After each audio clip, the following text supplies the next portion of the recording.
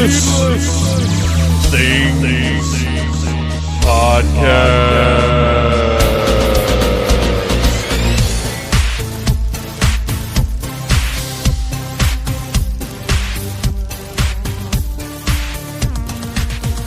Hey, Phantomaniacs, welcome to the newest episode of the Needless Things Podcast, where we talk about toys, movies, music, and all manner of pop culture dorkery. I am your host, Dave, and I'm currently sweating my butt off in the Phantom Zone because I have finally gotten in the habit of turning the fan and the dehumidifier and all the noise-making stuff that might be in the background off when I do these intros. But it's been hot and rainy all day, and it's just nasty, and it's not really climate controlled down here aside from a fan that we have. And you know, it never gets too warm down here except for when we've got a room full of people hooting and hollering at a movie like we did for today's needless commentary. Flash! Ah! And believe me, I would love to play that song for you as our interstitial music today, but I am now producing the show on YouTube, or not. I'm publishing it to YouTube. I don't know if it's doing me any good, but I figure, well, it's another platform, and it's there if anybody wants to see it. So if you want to see it on YouTube, or even if you don't, just go give it a click. You don't have to watch the whole thing. Just download it here, wherever you normally do, and then at some point during your work day, in the 8 hours that you spend on the internet, just go click on it. Give it a like. Give it a follow. Give it a share. How about that? How about sharing it from YouTube? Or here, wherever. Share the show, people. Show old Phantom some love. So anyway, moving on to wrap up the intro, because as I said, the fan is off, and I am sweating. Matter of fact, I'm going to hydrate real quick here, if you'll allow me that luxury. Went out and did a little bit of toy shopping today because the local Toys R Us has gotten up to 60% off on some items that I guess nobody's ever going to buy, but 50% off on action figures. I didn't really get a whole lot. They had a bunch of new stuff in, which was kind of weird. They had the Incredibles version of Imaginext toys, which my son still digs Imaginext, I think mainly because you can basically get anything in that format, and very few. Look, when I was a kid, I would have been into it, because one of the things that drove me nuts about toys back then was that nothing would play together. He-Man and G.I. Joe and Transformers and Thundercats were all different scales. But now, you know, Imaginext toys encompasses everything, or if it's not actually Imaginext from Mattel, companies are doing an Imaginext analog, if you will, and that's what these Incredibles toys are, because they're actually from Jakks Pacifics, but they're brand new, and they were there at Toys R Us, so we loaded up, 50% off, not bad. I got myself some more Star Wars Black Series figures, which, again, I'm not totally collecting, but I do collect Admiral Akbars. If you follow me on Instagram as Phantom Turbomucker, then later on I'll put up a picture of my Akbars. I don't have a ton because they haven't made a ton, but I like having Akbars. I've got the Kenner one, the old school original Kenner one from back in the day. I've got the first one that they put out after the 95 relaunch, and then I've got whatever the last modern one they put out was that got released a couple of times in a couple of different ways. And now I've got the Black Series Akbar in his boring, shitty uniform from The Last Jedi, just like everything else in The Last Jedi looked boring and shitty, except for Crate. Crate looked awesome. That was like a really good design choice. And the Porgs, of course. The Porgs were great. Okay, I'll stop. I'll stop with The Last Jedi. There were things about it that I loved, but there was too much that I didn't. And I still have not bought that movie. I'll stop now, because today we want to talk about universally loved high-quality movies like Flash Gordon. Now, we weren't quite sure going into May. I mean, this was my birthday. I am now 42 years of age, and obviously much wiser I understand the world in a way that I previously did not. I feel enlightened, quite frankly, and I'm ready to take my place as one of the great leaders of the world. And as such, we're going to be looking at more movies like Flash Gordon. I don't know, guys. I don't know. No, Flash Gordon's awesome. We wanted to have Mike Gordon over to watch Flash Gordon because why wouldn't you? If you have a Mike Gordon available, I highly recommend you have them over for needless commentaries or for your own personal commentaries, whatever they may be. So, but we had a great time watching this movie. It really takes me back every time I watch it because it's one of the sacred treasures of HBO of my early years.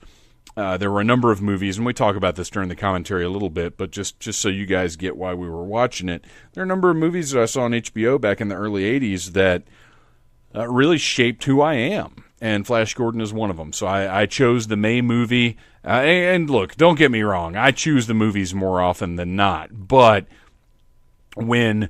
so we've had guests choose movies. The guys have chosen movies when it's like a birthday or some specific thing that they want to watch. And next month's movie, actually, we're going to be doing a little bit differently because I believe we're going to have a very special guest who has never been on the Needless Things podcast before, and we're all very excited about this. So I hope it works out. As always, scheduling is the bane of my existence. But as of right now, things look pretty good. Oh, and also I did want to mention, you guys may or may not have noticed that this is about a week later than our commentaries tend to be. That's just how everything worked out. I had to get the MomoCon episode in prior to MomoCon because it wouldn't make any sense to be putting it up today when MomoCon is already going on, which, by the way, I'm going to be there all weekend. If you see me, please do say hello and let's have a beer. And then last week, Casket Creatures Return to Wolfton album release, which if you haven't gotten it yet, go get it. It's fantastic. And I'm not saying that because I'm buddies with them. I'm saying that because it's a badass rock and roll album that I genuinely think any fan of rock music is going to love. So go get Return to Wolfton. Just Google it. I don't know where the things are. Just Google it. You can find it. You're all intelligent adults who are smart enough to know how to download a podcast.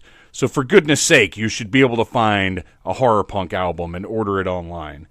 What else? If I get anything else to put over? What else was I was going to mention? Something else. Oh, Ollie's. There's a store called Ollie's. It's a discount store. You may not have heard of it because I don't think they do any kind of promotion.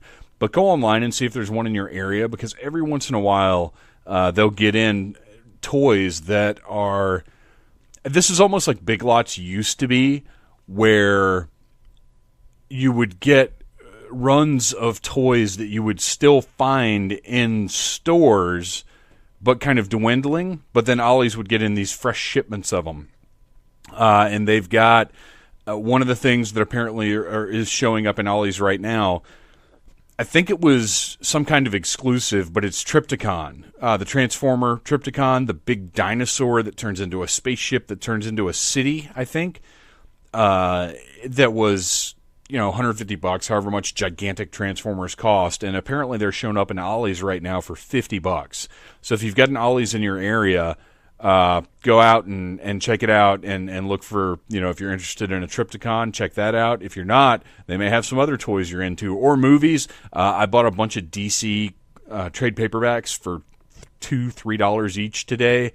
Good stuff too, like older stuff, not like pre New 52 stuff. I got a couple of Manhunter books, and some other neato stuff. So check out Ollie's next time you're out running around. And you guys, you know what? I'm sweating now through my pants into the chair, and I'm not ready to ruin another chair. So I'm going to go ahead and wrap up this intro because it is time for you to put in your VHS, DVD, Betamax, Super 8, whatever it is you've got. Blu-ray. I think we watched a Blu-ray. Yeah, I had to order it.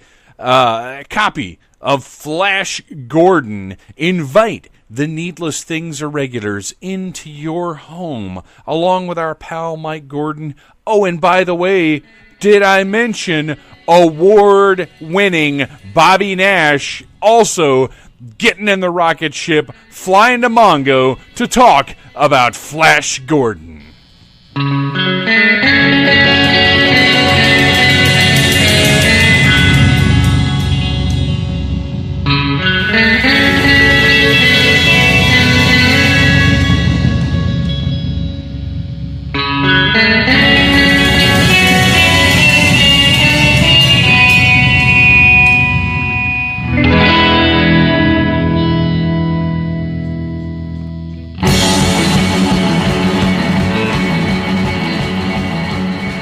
This is the May Needless Commentary, which was my birthday pick, and there were a few movies in the running, but I settled out on Flash Gordon because I love this movie, and it goes way back to when I was a kid, which we'll talk about in a minute. But if you want to start your Blu-ray, VHS, DVD, whatever it is, and follow along. The Blu-ray is gorgeous, by the way. Yeah, it really is. It's not a special, nice. Really good, fancy pants edition or anything, but it looks great. But go ahead and hit play now and listen along as we enjoy the 1980 Flash Gordon. And I hope and to be muted. To be clear, this is not Flash Gordon. Not Flash Gordon, like Mike Gordon thought it was going to be. Which, speaking of which, welcome back to the Needless Things podcast, Mike Gordon. Howdy. I'm glad to be here to represent the Gordon estate. Clytus, I'm bored. Also joining us are award-winning Bobby Nash. Yes, my favorite opening line to a movie. Clytus, I'm bored. Yes. Arian. Hey, how's it going? You're still here from our Infinity War review, but not for much longer because you have professional things to do. I got a thing to go and do. And finally, making it in time, our pal Rad Ranger. Actually, I got to go make fun of the 1982 David Lynch adaptation of Dune. Ooh, that's a ripe subject. Yeah, plenty of material there. Not joining us, our friend Ryan Cadaver is on location in Universal Studios, Florida. He's drinking all the butterbeer he can handle. Yeah, pretty much. And Volcano Bay, I think. Yeah, I think they're at Volcano Bay today. Although they did also visit Hulk Hogan's beach store. Why is there a beach shop in Orlando? Because there's no beach there. Also, we can't hear it now, but if you're watching along, you're hearing the probably one of the best film soundtracks ever Yes. of all time. The Queen Absolutely. soundtrack to Flash Gordon. We don't know this place is called Earth, but we got a button that says Earthquake. As one does.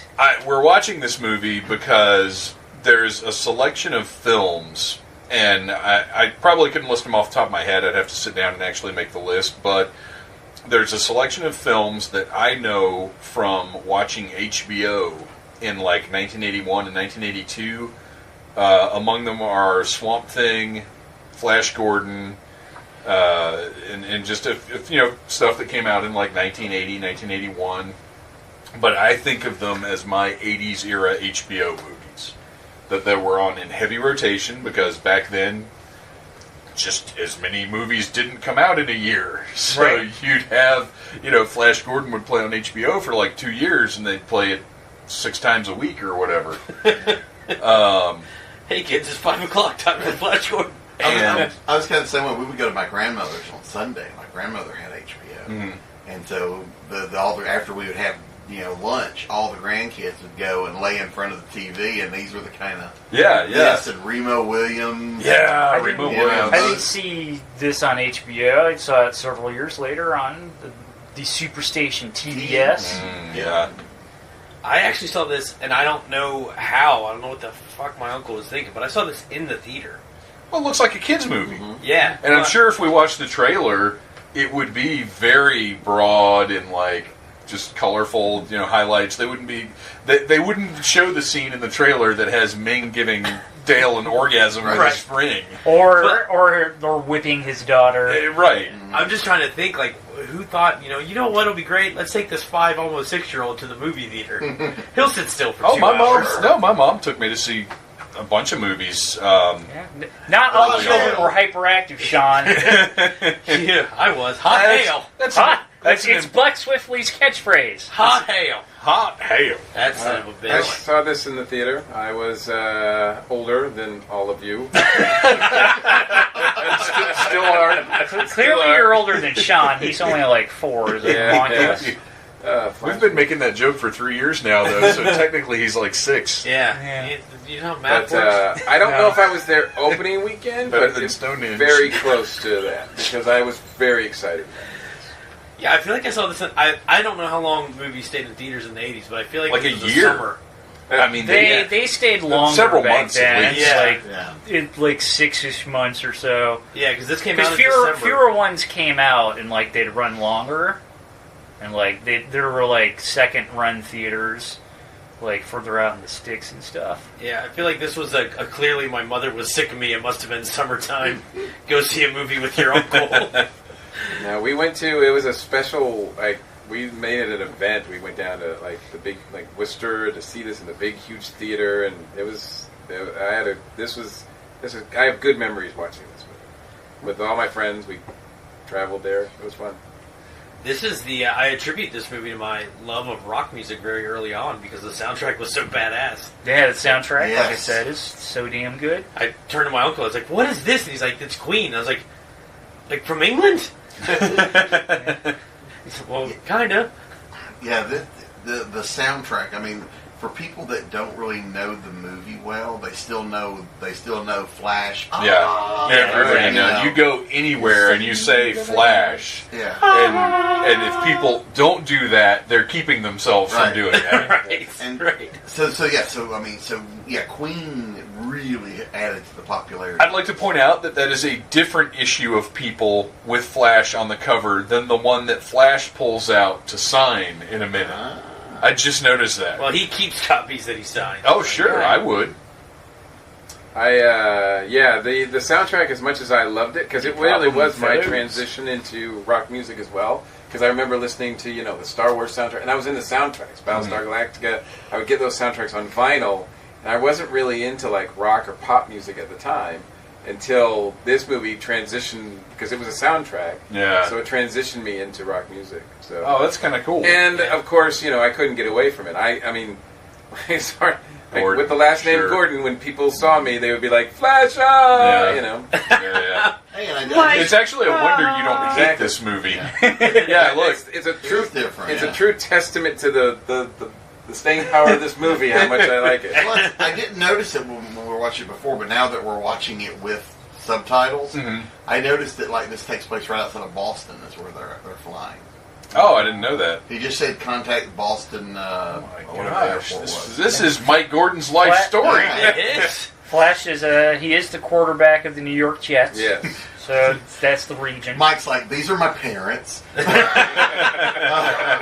Oh, the Boston Gordons. Yes. We used to visit with them in the summer. I think Sam Jones has the most earnest face I've ever seen in my life. Like he looks. is in the parlance of wrestling. He is a fiery white meat baby face. Yeah, he certainly is. It still is to this day. Oh, we've got to make 2 notes here. One, we have to keep an eye out to see if he is indeed the only blonde person in the whole movie. And 2, if you want to play along at home, the Flash Gordon drinking game is every time somebody in the movie points, Which is what you're doing now. you take a drink. I am pointing as I say this. Yeah. Fire! It's you're gonna probably have a bad time. Yeah, You're probably going to be poor Munson. because we're getting to our first point right now. And it's a big one. And Let's talk about this actor real quick. Flash might be the only blonde, but he was not Sam's not a natural blonde, so he had to dye his hair for this movie. And they had to dye Dale's hair because she is a natural blonde. Let's talk about Munson. Let's talk about Munson. Who is? What does anybody? Everybody recognizes Munson, I'm assuming. Oh, shot. Yeah. Yeah. Crazy Dr. Well, Zarkov. it wouldn't be a year. He's not in Raiders yet, Right. so he'll be in Raiders of the Lost Ark in the next year. Yeah. And of course, he was in Star Wars. Is that Porkins? Yes. Wow. Really? Look at him in the Trinity. Wow. What? That guy's Did you just amazingly famous. refer to Flash Gordon as being part of a trinity? Great Raiders of the Lost Ark, Star Wars, and Flash Gordon. I mean, it is, I mean, in I the hold that literal up. sense of Trinity, it is a Trinity. It's my Trinity. That totally is Porkins. In my headcanon, he flew off into space. Zarkov's responsible for so many shots. Well, right here, there's a lot Oh my of gosh, points into this that's thing. 5 shots right Wait, there. no, but was that a closed fist? So is that a whole? You got to drink it all. Well, he pointed Yeah, first, then he slammed the fist down. Yeah. Now, where is the line between hot hail and meteor storm? It's blurry. Fragments of moon rock. No, that's completely different. Hail is ice. Well, hail comes from the atmosphere, and meteors come from outside of the atmosphere. Is hot hail? But Is it just like nitrogen? Listen, I'm no scientician, Dave. And neither is none of us Zarkov. no, Zarkov's not either. It's Well, Munson's not exactly, paying attention to the details here because he's like, "Let's go. Where are we going?" yeah, he didn't know. Oh! You built this rocket and you expect us to go somewhere in it? I thought this was a soft serve machine. Isn't that where we keep the telephone? I love that gun just pops out of nowhere. He's pointing the gun too, by the way. and So also you better be drinking. that this is taking Munson by surprise. Despite working with Zarkov for the past however long, this crazy behavior has come out of nowhere. I love Zarkov's like, "Where are you going?" It's like, your reaction to me pointing a gun at you is not what I expected. Come back here. I love this shot. Boom. Oh, Ming, And in they- your face. And they That's- just the evil space wizard stole our pilots. they're left behind it. And that's actually our first shot of Ming. Yes, That is, in yes, fact, it is the because first all we time. saw before were Or the hands. hands. Oh, yeah, you're so- right.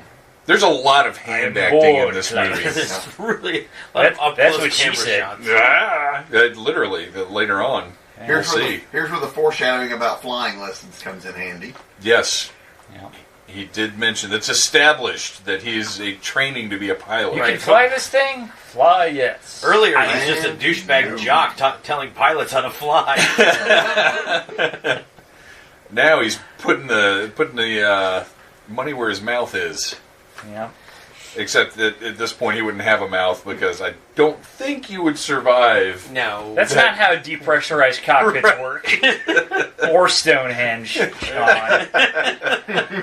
Not to mention, there would just be bugs. We need to figure out when that commentary was. It was October, because it was Halloween. Yeah. So, I have another 6 or 7 months of milking that joke Yeah. before the statute of limitations Yeah, runs out. by next October, I'll say something else dumb that you can live off of for a By year. next October, by tomorrow. I meant Halloween related. You've already done something dumb by missing Infinity War. That's Sean. true. That's I true. missed it. It's still in theaters. I'm No, judging you missed it. It's we spoiled it for you already. It's done. It's ruined. Yeah. Clearly. I'm just thrilled that Sean has already seen Flash Gordon. This is not the first time. And look, Munson's dead. They just killed Munson with a plane. They ran him over with a plane. Well, you want to make an omelet, you got to break some Munsons. And as it turns out, Munson is pretty lucky to have been taken out at this point because he doesn't end up on Mongo with all of those Mongo people. Yeah, he's not in good shape. He would not have done well No. up there. Let's be honest. Would it Munson be- gave his life for science. What is He the did. proper phrasing? Mongols? No, that's like don't- that's Mongoloids. Mongolia. Don't say Mongoloid. Mongonians? Is No, that what Mongo people. Dale people? Yeah, Dale Mongo had it people. right. I think it's Mongo Mongoids. people. Good morning. Are you Mongoids. injured? When it was originally created, yes, of the Mongoloids that were the If you Oh, is ask, that what oh yeah. Okay, yeah. Actually, for those of you, Bobby and Mike, I'm making an assumption here that you guys are more familiar with the actual comic strip Oh, yeah. than Yes. we are. How? I mean, to me, this stuff seems like it had to have been all lifted directly. Like it's all bonkers. If you go back and read the original strips, late 30s, right? Yeah. That Alex Raymond did when he created Flash Gordon. You read the Sunday strips. This story is remarkably close. Yeah. It's so. It's But as not far as- as the look of the characters Yeah. and the names of everything, Yeah. and- It's not The looks, the colors, Yeah. the story, everything is there. okay, Yeah. It seems to be in all the iterations, Dale's profession seems to change. Yeah. She seems to be different in everything. Well, it's shocking she even has a job. Right. Flash is always an athlete of some renown. Oh, he's not always football? No, in the comics, in the original 39, he was a polo player. Polo player. Yeah. Wow. Well, Okay. you have to remember, like, football. Yeah. Back then, polo was probably more popular than football. Absolutely. At least among people who would read newspapers. Oh, Like, right. Good point. Football, like, didn't get super popular until, like... Yeah, he's kind of a Joe Namath 20-ish character years here later. now, so. Yeah. Yeah, literally quarterback of the Jets. Yeah. But I don't these know what three, Joe these Namath three played. are the He was stars. quarterback. Good call, though. That was solid. But Well these three- done from your ignorant These shot. three are the stars of the strips. Okay. I mean, it is these three against these characters. I mean, Ming, and most of these characters are from their Baron. And Now, is Ming always the big bad, or were there other villains that they dealt with? there are periods where Ming gets beaten, and so Ming is gone for a little while, and they have other adventures. Okay. Not every Flash Gordon adventure is Flash fighting. Right. There are times when Flash just there was I have a collection at home where it's almost them where Ming has been beaten and they're now out exploring Ming's empire. Oh, cool. And so they get into these adventures. It's almost like a Star Trek thing. We go to this planet. Yeah. And he spends a long time, years defeating Ming. Yeah. And trying to get all the planets and cultures to team up and fight him and it's all that. almost like it would make a great TV show. It's too bad nobody's tried that. I wish somebody would try Oh, I wish that, somebody would because it try be- that. it Oh, would they be did. awesome. Don't you remember No, the... no. I'm sensing some Never happened. sensing some willful ignorance over there. I will remain willfully ignorant of that piece of shit. Let's put it this way: I would rather watch a musical than rewatch it. For those that know me, that's saying something. Yeah, that was during our first run through. I mentioned that this would make a great musical, and Bobby Nash It's like, I'm out. That's what I'm out. did not agree with me. Done. I love that all of the rockets and the ships and all the design is, they didn't try. The discussion came up that George Lucas made Star Wars because he couldn't get the rights to Flash Gordon, and I wondered, would George Lucas have applied the aesthetic we see in Star Wars to Flash Gordon? It certainly wouldn't have been this. It wouldn't have been this. It would have been it wouldn't have been it wouldn't have been as Star Warsy as Star Wars, but it wouldn't have been as campy as this. No. It wouldn't have been as sexy as this. Yeah. There's a lot of sex in this. Yeah. I think a lot of that is Sexy because movie. of Dino, the producer. Well, that's what I was. Yeah. So you've got a European sort of Yes. sensibility here. So there's a lot of put some ladies in metal bikinis. Yeah, It'll it's great. But also in terms of that, though, the ships, the costumes, they look very Alex Raymond-y.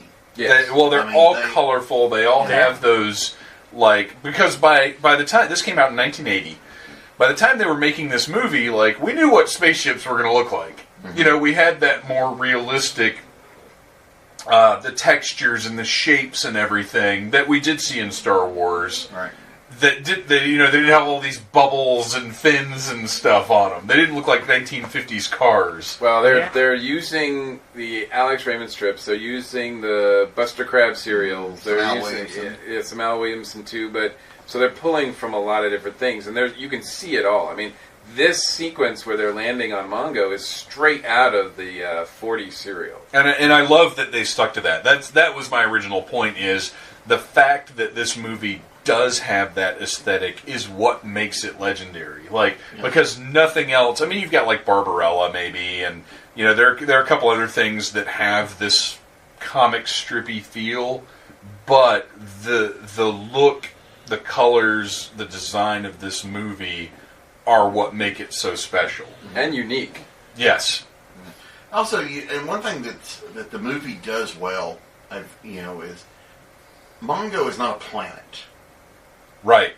Mongo is a kingdom, and it's made up of not necessarily planets, but when you go to Arborea later, it's like a crater with a forest in the middle of it. Well, it's almost like the idea of the realms, in Norse mythology, that they're different climates and peoples, and it's not planets. It's just areas. And they're not having to worry about things like different levels of the gravity. Yeah. tree. You know. Yeah, and that's a mistake anybody trying to do a modern Flash Gordon would probably make, is worrying about that kind of bullshit. Like, no, get to the... like, this is so crazy. Like, Shooting it hands. fires a hand. Yeah, I think that's one of the problems and why we haven't seen a remake of Flash, because I don't think anybody really has the idea on how to make it sensational. They will try to make it sort of realistic, and that's not the point. Yeah, you can't do gritty. Yeah, Right, none of with this should Flash be Gordon. realistic. It should It be should over the top. They're Over the top fun. It shouldn't, like, you don't necessarily need to make it as campy as this, but it does need to have, like, an over-the-top. It's got to be flashy. Well, and it's got to be... It's got to be flashy. You know, wow. I will say, if you want to compare it to modern movies, Flash Gordon is probably very similar in tone to what the Guardians movies are. Yeah, you could... They're loud and colorful. Yeah. You don't necessarily need them to be as silly, but, like, there should be some silliness, and it shouldn't, like...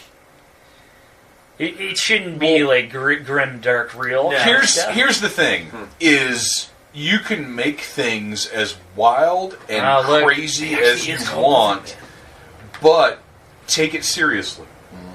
Nobody in this movie is winking at the camera, and none of it's tongue-in-cheek, and it's all insane. Like, Flash has a line later on that says, "This place is a lunatic asylum." And he's right. It can be over the top, but it can't be Deadpool over the top. Right. Yeah. You find there's a line between, like, the grim dark or the Guardians and then, like, Fifth Element. Mm-hmm. I feel like there's a lot of Fifth Element is a lot of winking at the camera, and it's great. I love that movie, but it's different. Like, the people that exist in your universe, you can make your universe as silly as you want it to be, right? But the people that exist within it have to take it seriously. Yes, yeah. Well, and with our three, especially with Flash and Dale, Zarkov kind of acclimates quickly. But Flash and Dale throughout this entire movie are fish out of water. Yes, they are. They're the straight men. And that's why so many of Flash's lines are so good, because he's observing all of this craziness. Mm-hmm. And speaking of, the point we're at now, just look at the costuming. Oh my God, it's over the set top. design of the entrance of Ming is just outstanding. He's such a good actor too. Oh yeah, he just has a presence about him, and you can tell Max is just loving this. And he's dripping evil, but he's not like chewing the scenery. It's like, it's not a coincidence that this screenplay was written by the guy who did the Batman '66 pilot, the Batman '66 movie. Like, you get good actors, none of which De Laurentiis had apparently seen. Exactly. When he hired him. You get good actors, like, saying those lines, and it just works. Yes. Mm-hmm. Absolutely. But the set design, the set dressing here, and what they're doing here, where we see the representatives of all of Mongo. Yeah, all the different kingdoms. And the different colors. Like, as Baron and them just walk in, that's the only green we've seen right now. Well, one of the little gift bag people is green. They're telling the story by showing us. Mm-hmm. Everybody is visually very different. Yeah. We see here that there are different realms just by the costuming and the colors and everything. Mm-hmm. Like, nobody had to step up to Ming and say, "Sir, we have today representatives from the Arbor Place and the Tiny People in Colorful Squares Place and the They didn't have the hot chicks in bikinis place. Yes, which is clearly a place. That's where I would live. If I could have visited... No, you would not, Sean. I would try to live. You would live in the bird realm because it would freak you out. You would have been killed by the thing in the stump. Yeah, probably. If I could have visited the set of this movie for one day, this scene, like when they were filming this stuff, would have been what I would choose. Everybody's there. The whole cast is pretty much here. And just the pageantry, the costumes. I mean, it's like going to Dragon Con. Like this, it's like being at Dragon Con right here. And if you look at the various people in the background, they're always doing stuff. Like when they were walking in, and the one bikini lady stretching and posing and stuff. Like they're all they're all into it. They're all really representing this wackiness. Well, this is the only scene. This is the only stuff with Deep Roy, right? Yeah. Yeah. Deep Roy. We didn't point it out when he first showed up. Or wait, has she showed up yet? Is Aura here no, yet? she's still hiding behind. Okay. We saw Aura's when she looked around the Yeah, you corner. saw. Right. And you're like, ooh, pretty girl. So Mike Gordon, you get the Deep Roy reveal. But it's just gorgeous to look at. The number of beads. I don't know how many trips they made to Hobby Lobby for the costuming of this movie, but there are 8.7 billion beads in the costuming of this movie. That's a stat I just made up.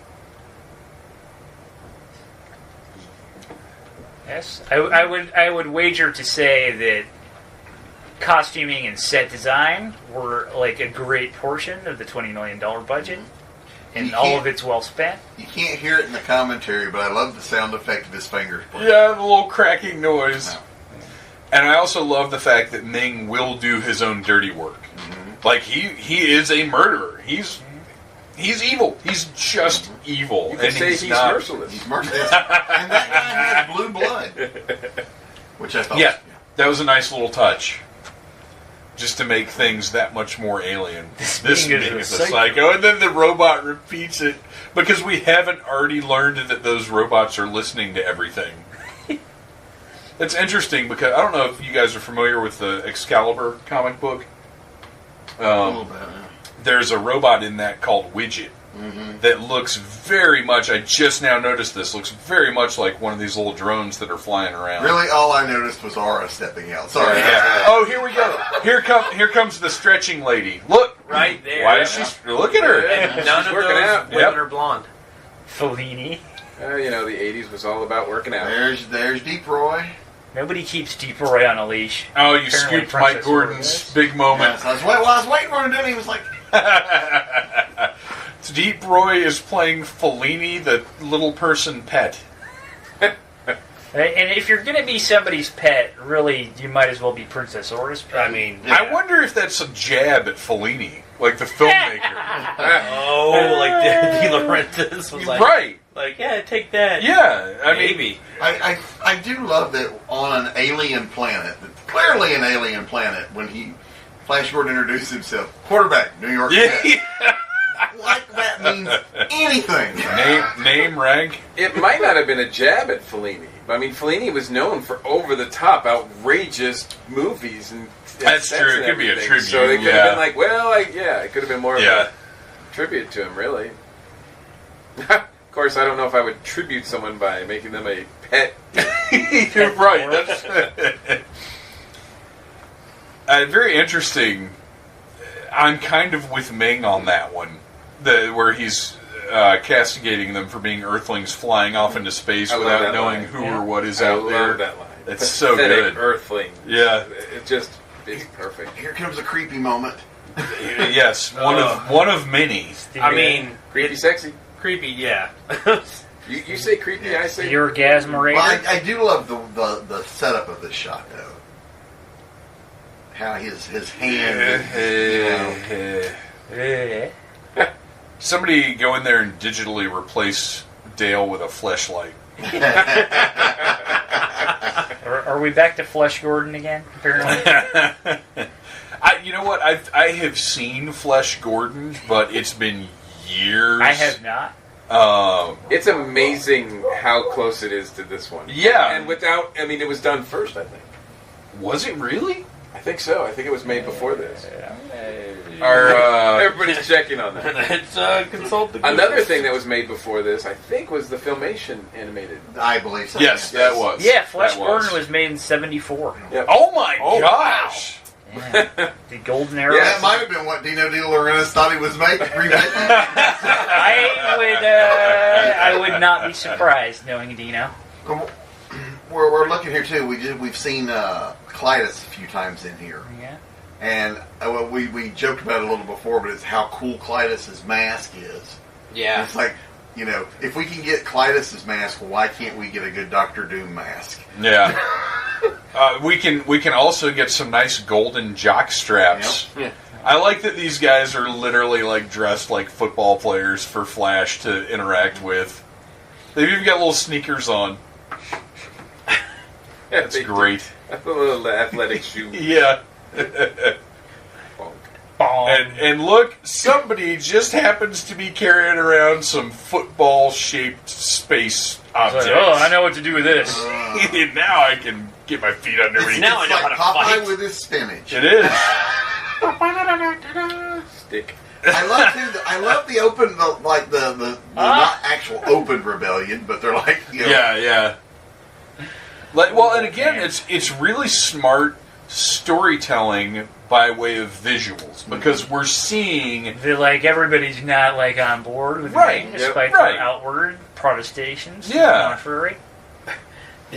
I didn't realize this when I'm realizing it as we're reading it. He asked Clytus if the men were on the right pills. Yep. Yeah. Which I think that's from the strip, isn't it? Probably. The pills, Yeah. because I feel like pills and rays were things that were big. Obviously, Clytus is inspired by Darth Vader. I don't know that Clytus is in the comics. You know, I'm not sure. So Ming usually just had underlings. I don't yeah, get he just usually had priests and other guys working for him. But That's what I was curious about. Is like, so they give him a Cheerleading. henchman. Well, he's great. He's fantastic. His the actor's voice is tremendous, but the way, like you were saying, the way that mask moves is so great. And I'm assuming they've just got the jaw piece actually attached to his face, and the cowl sits on top of that. But it just looks really, really good, and you get a little bit of emoting out. Way to go, Oh. Zarkov. You made Deep Roy sad. Damn it. damn you, Zarkov. Okay, here's some more creepy. Stop touching. That's your father. That's your Don't dad. do that to your father. Why are you stroking his beard? That's weird. Stroking You're his gonna goatee. pull his fake goatee off. I want to believe that's real, but I know it's not, thanks to our high definition transfer, where I could actually see the spirit gum around the edges of it. Still looks great. Oh yeah, it's fantastic. Not as good as the eyebrows. The eyebrows, dude, those look legit. Look at that. They are, as the kids say, on fleek. Evil fleek. And the other, I think maybe another reason that Flash couldn't be made, or certainly would be problematic, is Ming as a character. I don't know if in this political climate, if you could get away with making, Somebody that rapey. not rapey, but sort of the Asian influence, bad guy. Because at the time, it was all about the yellow peril. Right. But I think you could, because honestly, Ming is not... I wouldn't say he's distinctly Asian. I mean, you could get around that by casting somebody who was... Well, when he was created, he was. Right, sure. Right. Well, and there But- wasn't, there wasn't an Asian outcry when Max was cast. Right, and So- that's the thing is... But I don't know if there would be now. I don't know. It would be one of those things where it's I don't know. No, I think that would be less problematic than, the Mandarin. Well, then again, Right. when they cast someone to play the role in that show that shall not be named, they used a white guy from Canada, Yep. and that didn't work at all. Yeah, let's, Canadians, they're just too nice to play Ming. That's just a fact. Oh, These lizard fucking people. things, I hate them. The creepiest, worse than Slee Stacks, the creepiest anthropomorphic lizards ever committed to screen. And the problem is that their faces are in their mouths. Yeah. How do they eat? That's Bob, not you were- okay. They kind of have a talking mouth about- inside their mouth. You were talking the mask. It's Another thing I mouthception. like about the Blu-ray is that we can really see Peter Wyngarde's eyes. Yeah. Yes. And he's really given it a full performance. I mean, he's not just I'm in a mask. I don't care. I can do the rest of this in voice work or whatever. Ooh, look at Hatchet in the background. If you had asked me, I don't know if I could have told you if you could even see his eyes or not. Yeah. Previous to watching this transfer of this movie. Yeah, it's been so long since I've seen this. It probably has been Oh, and I'd like to point out the Crimson Shy Guys. yes. It's it might have been since sometime in the 80s since I've seen it all the way through. Oh, really? I'm Wow. sure I've seen it I've seen bits and pieces Sure, of it yeah, when it's yeah. been on, and I've had cable. Flash is on, cool. But to sit down and actually... Yeah, it's been forever. And it is one of those things that And back then we only had crappy, SD broadcast. Right. Sometimes you'd get snow. I did earlier in this particular scene here in the dungeon. The lion. We never figured out if that was a lion person. Right. No, it kind of wasn't. looks like it was. It kind of looked like that's what I thought it was because you don't see him, but like really quick. I think it was just a dude with long hair.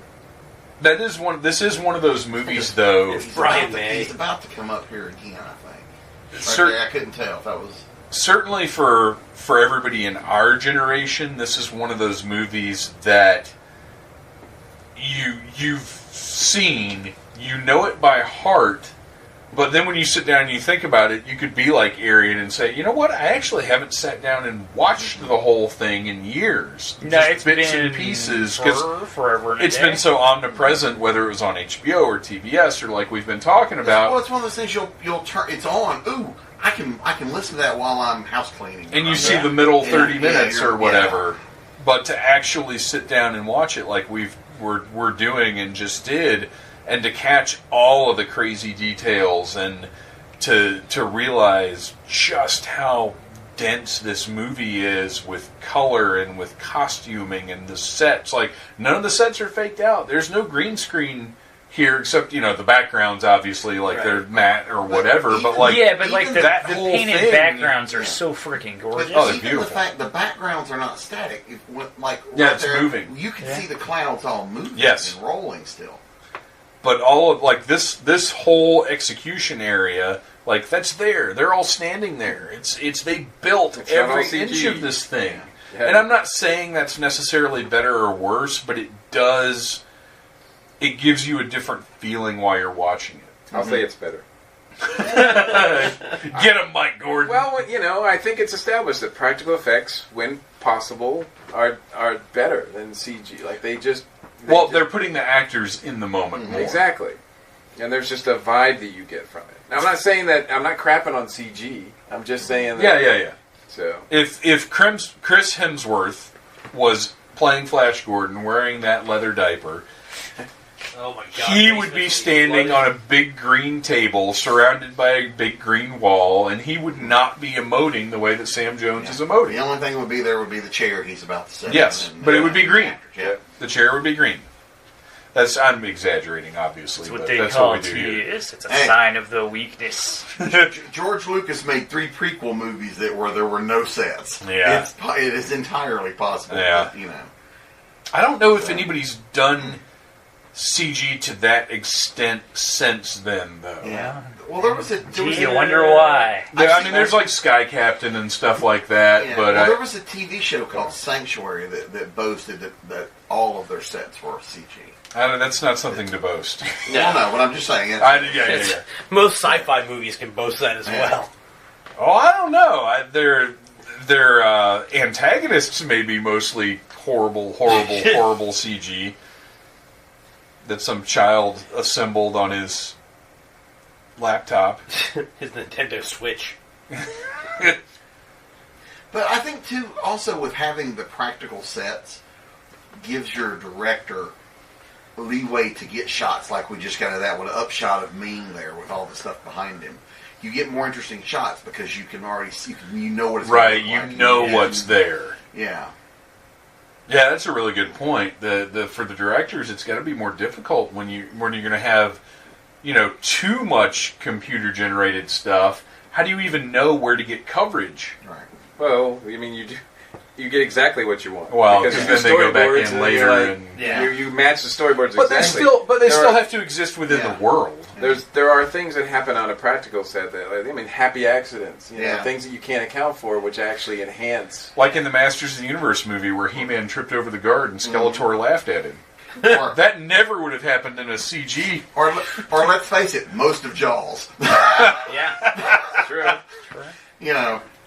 And that's not to crap on Jaws, because it's like one of my favorite movies of all time. Oh, it's one of the best. It's one of those where had they have tried to make that in the era of CG, that movie would not have been half as good as it is. No, I'm a big believer that sometimes the most creative stuff happens within the tightest confines. Right. And when you have like everything at your disposal, When you have no limits, then you kind of just it like can get bland. Yeah. There is definitely a school of thought that believes limitations breed creativity. Absolutely. So, like, if you want like a certain outcome, having your options limited will breed an interesting way of achieving it or trying to achieve it. I feel like they didn't have squats in the 80s. Because everybody's got a real flat pancake butt in this movie. Yeah, no, that's Well, like they were all doing cardio and not squats. Right, Like, right. Nobody's twerking back then. I mean, she gets a little more booty when she's awkwardly strapped to the table. And don't get me wrong, she is definitely a fine looking lady. I mean, I'm not gonna. This is an almost entirely white cast, too. Yeah. Yeah. And this is the era of where everybody was carbo loading, because that was how you were supposed to lose weight, was to eat a lot of carbs. Which is how I've got the diabetes. Yeah. Thanks, food pyramid. Thank you. Womp womp womp. One day. Did you like the little moving sidewalk? Yeah, it's such a great, weird touch. And I love... Okay, I missed this earlier when they were still in the space capsule. I love the shots of the foreground with people looking in the window in the background. Mm-hmm. When Dale, Flash, and Zarkov crashed, and they had the guard lean over and look in the window, and they weren't aware of it. And it was the same thing here, where Ming and Zarkov don't see Dale and Aura, looking in the windows. It's an odd little thing that I really liked. Well, and talking about the colors too, everything in Ming's throne room and in the grand hall are these bright reds and golds. Mm-hmm. When you get back here inside, where it's just Ming's guard and Ming's people doing things, everything's a more gray. It's dark and ugly and black. Yeah. And that sickly green light under the floor is a nice touch that I just noticed. And even his outfits. Mm-hmm. Like, his outfit is very... This is his torture robe. This is as muted as he gets. Bring me my torture robe. Yeah. You can't expect me to torture a man in this leisure robe. It would be wrong. I do love the fact that it's Zarkov's fault. Like that. Yeah. That's Zarkov, by very acknowledging what's going on, by discovering it's somebody at work, that he's put the Earth at risk. And the thing is, as crazy as he was presented, and he's threatening his assistant with a gun, but he is the guy that wants to go to outer space to stop this. Like, he's very heroic. He's right. Yeah. Oh, God. Okay, she does not want to point, so instead she is gesturing, walk swimming. Yoga. My mind is all I have. Have you seen my body?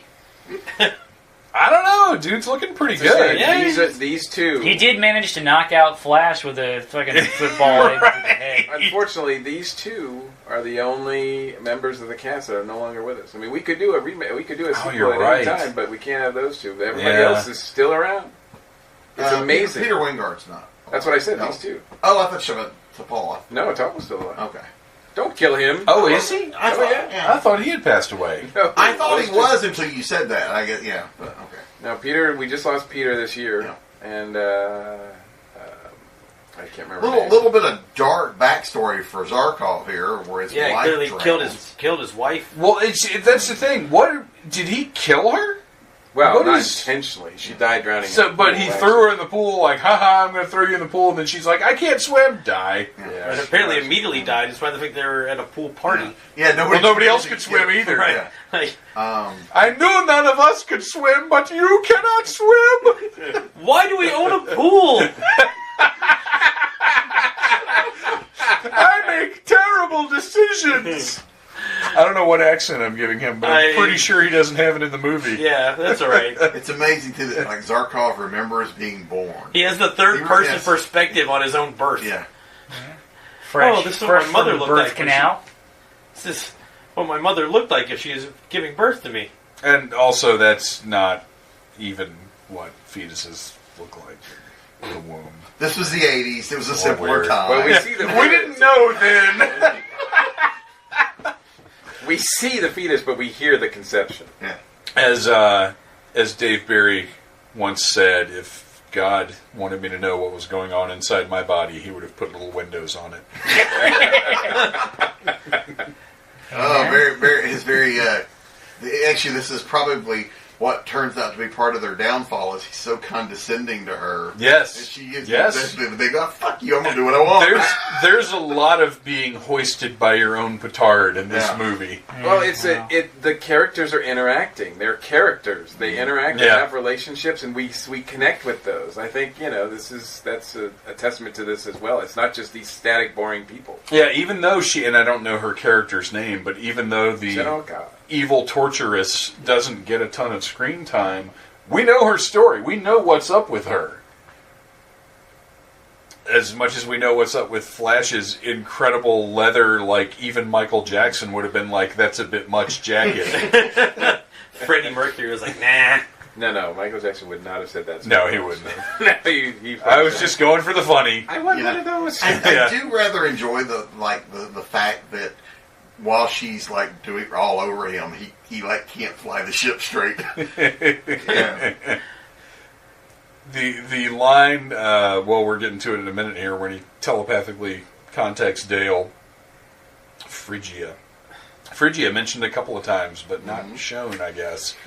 Save that for the sequel.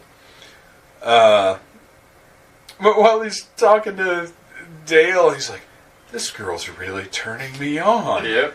Like, that's so... Thinking about seeing that when I was, 7 or 8 years old... Like, I don't remember what my... They didn't even She's know the undressing him concept here. of... Right. Yeah. I mean, she straddled him and it's undressing him. I mean, Yeah, I don't know what my young mind made of this. I specifically remember liking all of the space bikinis. Yeah. I remember that. But as far as the more overt sexuality, like I don't think I don't know that it registered. Yeah, other than it just their didn't register kissing. for me the first time I saw it, because I would have seen this when I was like 6 or 7, like 83, 84 on TBS, I want to say. Mm-hmm. And like it certainly did not register for me at that age. There were seeds that were planted that came to full growth around 13. And you planted those seeds. Here's another one of the creepy kind of lines. Will it make me forget? Oh yeah. No, but it will make you not mind remembering. So it's less of a roofie and more like some particularly Ecstasy. potent weed or ecstasy Yeah. or something. Some absinthe. It is green. When I saw this in the theater, I was 12, 13. So Oh, yeah.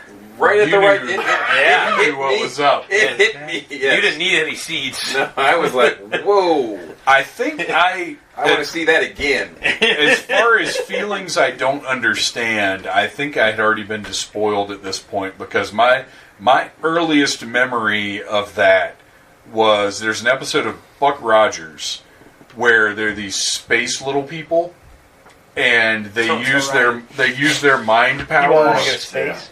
They use their mind powers to undress Wilma Deering. And I remember feeling warm and confused. Really? I don't know. It was seeing her running around in season 1 in the tight Whites? white, Yeah. one pieces were repetitive. Yeah, there's it's ironic that the TV series Buck Rogers was inspired a lot by Flash Gordon.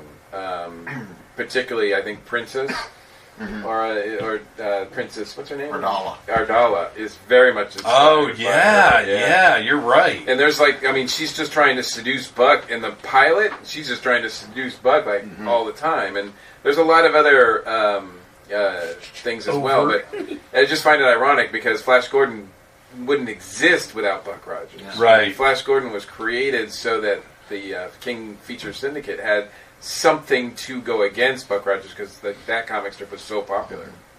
Coming up here on the scene you were talking about, I always thought too that after he makes his "she's turning me on" comment, and Dale's like, "What?"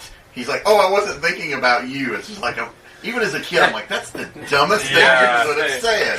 Well, It worked, you dipshit. he's not the sharpest tool in the shed. No. Yeah. I think we have to bid a fond adieu to our pal Arian. Where can we find you online? Arian? at such a lazy man on the Instagrams with the pet and food pictures. Pet, comma, food. Pet, comma, food. Food, comma, pet. Not together. Pictures. Not to be confused with children's chew toys. Sean, thank God Red Ranger's never going to be Papa Ranger. No. All right. It is enjoyable, and I'll see all you guys around. Best of luck in your function. Thank Go be funny. you. Just one little sip. Look at this We're all girls here. typical American Earth girl corrupting the locals Peer pressure. with their green fluid. Come on, get wasted with me.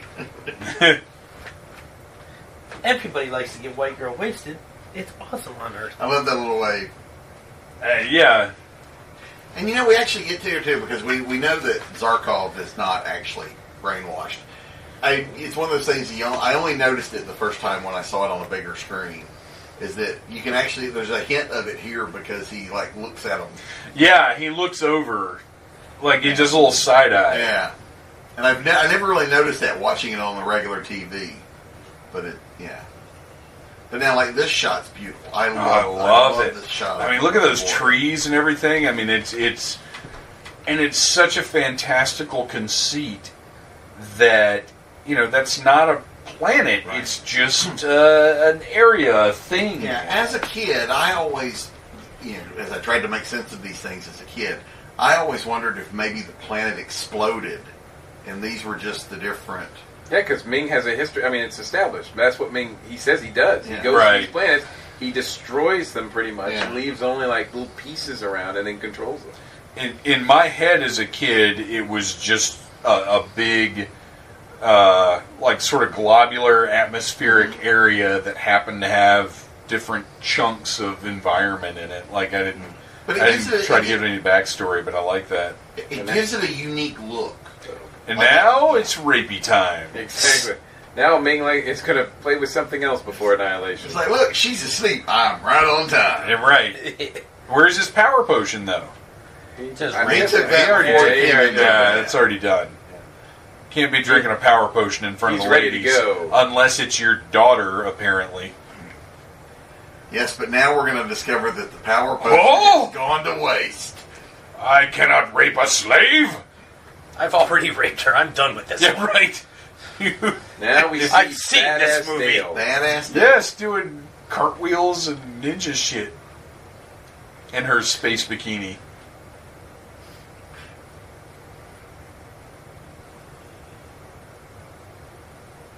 This is it's pretty awesome, actually. It's probably maybe the best Dale gets in this whole movie. She has a moment later on, I think it was when you were out of the room, where she does something badass again. I can't remember exactly what it was, but because you had said in our first viewing, this was you were like, and that's all the badass Dale we get. Well, now she does kick a couple of guards in that fight while there's football, but they have the flip. The awkward. Yeah, she doesn't approach that. Awkward? What are you talking? Just because you were a cheerleader doesn't mean the rest of us look at that as awkward. It's awkward. No, it's not. It's amazing. Fine form. Yes, absolutely. Fine form for a travel agent. Carrying a gun. How many times did you do a handspring carrying a space rifle? In you a fucking dress. jackass. After she knocks out this guard, she throws. The only stupid bit was she throws the gun down and runs off with just her shoes. We never looked up the actual release date on this, did we? Because December 1980. It was December. Okay, so Empire did come out first. Because I see these guys. Well, although this had to be filming, I see those guys, and all I think is Lobot. Yep. Oh yeah, sure. There was a lot of I found myself wondering how much of Star Wars was inspired by the comic version of this, which in turn inspired the visual look of this film. Well, I mean, it's well documented that George Lucas wanted to do Flash Gordon, and Star Wars, because he couldn't. Star Wars was, I'll do my own version of Flash Gordon. Exactly. Yeah, It's What well are these guys documented. doing? It's well documented that George Lucas stole a lot of stuff to make Star Wars. yeah. But I'm saying, No. You've got to think in Tarantino terms. It's homage. It's homage. Right. He's homaging a lot of stuff. But there's a lot of inception, right? Because it's like one inspires the other, inspires the next, and then Sure. Right, like today, if they were to make a new version of Buck Rogers or Flash Gordon, Yeah. people would go, "Oh my God, they're ripping off Star Wars." Right. You know. And you're like, but hold on.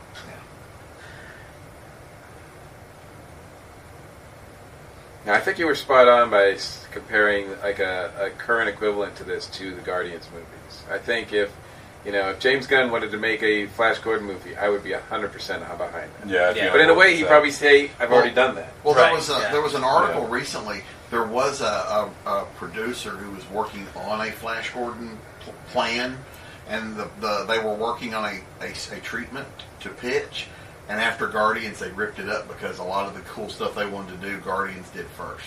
I feel like to a certain extent, this is right for a Netflix show. Yeah, because Flash Sure. and them going to different different. Yeah, I kingdoms mean, there's and- no shortage of stories from those original Yeah. serials. It's Yeah, I if they got think- the right people behind it, I think it could be pretty awesome. But I wouldn't want it to be like it would have to have the tone that we were talking about. Like we wouldn't want it to be Game of Thrones or gritty or serious No. or anything No. like that. It wouldn't have to be silly and over the top, but it has to be fantastical and it has to be flashy. It has to be fun. It has to be adventurous. And that doesn't mean that there aren't stakes, Right. But it has to have that spirit of discovery and adventure. Well, I'd kind of give it a similar to like how they just did the Lost in Space remake on Netflix. It's very similar in tone to the original, Right. But a lot of the silliness is not there, and they still have these adventures with monsters on the Right. planet and natural disasters and stuff, just like the original show did. Yeah. They've just they've taken out some of the silliness. So, but and if you just find the right balance with that stuff, right? Like it doesn't have not everything has to be fucking grim dark. oh my God, I mean, Flash Gordon's been around what 80-something years. 80-something? Yeah, Yeah, it's it's around over the 80. 30s. It's over 80. Yeah. And Because Superman he was Yeah. before Superman. so there's there's certainly a lot of adventures out there. They've created a lot of these lands, a lot of adventures, and certainly, Flash going from, kingdom to kingdom having adventures, I think it'd be great. Because in the originals, he works up, before he actually goes after Ming, he spends a lot of time, like he does in this movie, gathering help. Yeah, you could do kind of Yeah. almost like you're gearing up for the big boss Yeah. fight kind of thing. Spend two or three episodes here on this, moon, Yeah. and You're constantly Yeah. chasing Ming and This scene and this creature are so creepy. yes. Yeah, this was one of many things that horrified me. Like I after I saw this movie, I've never since stuck my hand in a tree stump. this was nightmare inducing You as were a kid. you were sticking your hand in tree stumps all the time. Willy nilly all over the Running place around. prior to 1981. Putting shit in holes. Since 1981, never. That's right. Now, Sean's like, every hole, I'm very careful first. I'm not trying to get stabbed. That's a life lesson.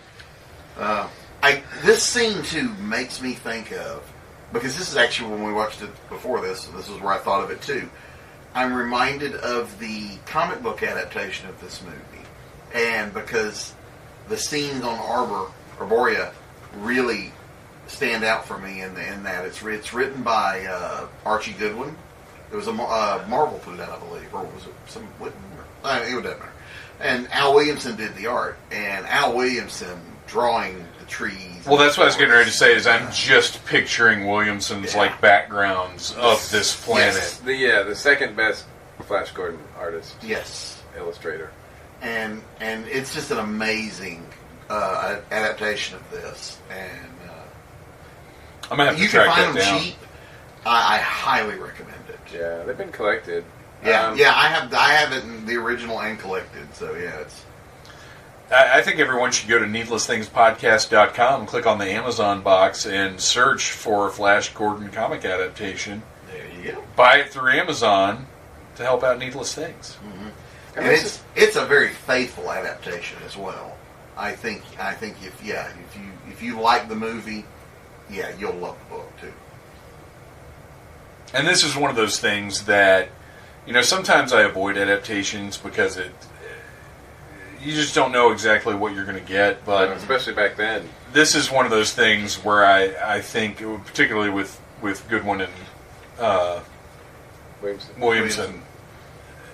Yeah. I can imagine it's one of those processes where it's going to be interesting just seeing what they chose to put in the panel, and how things look in a static, because if you're doing a quality adaptation, you make choices as to what to represent on the page. Right, because you have to, because you're not given an unlimited number of pages. So right. You have to shorten bits or cut out bits. Certainly like them flying away from one planet to the other, instead of being a bit, several pages, that's one panel to the next. You leave, you're there. More lizard guys. I love this set too.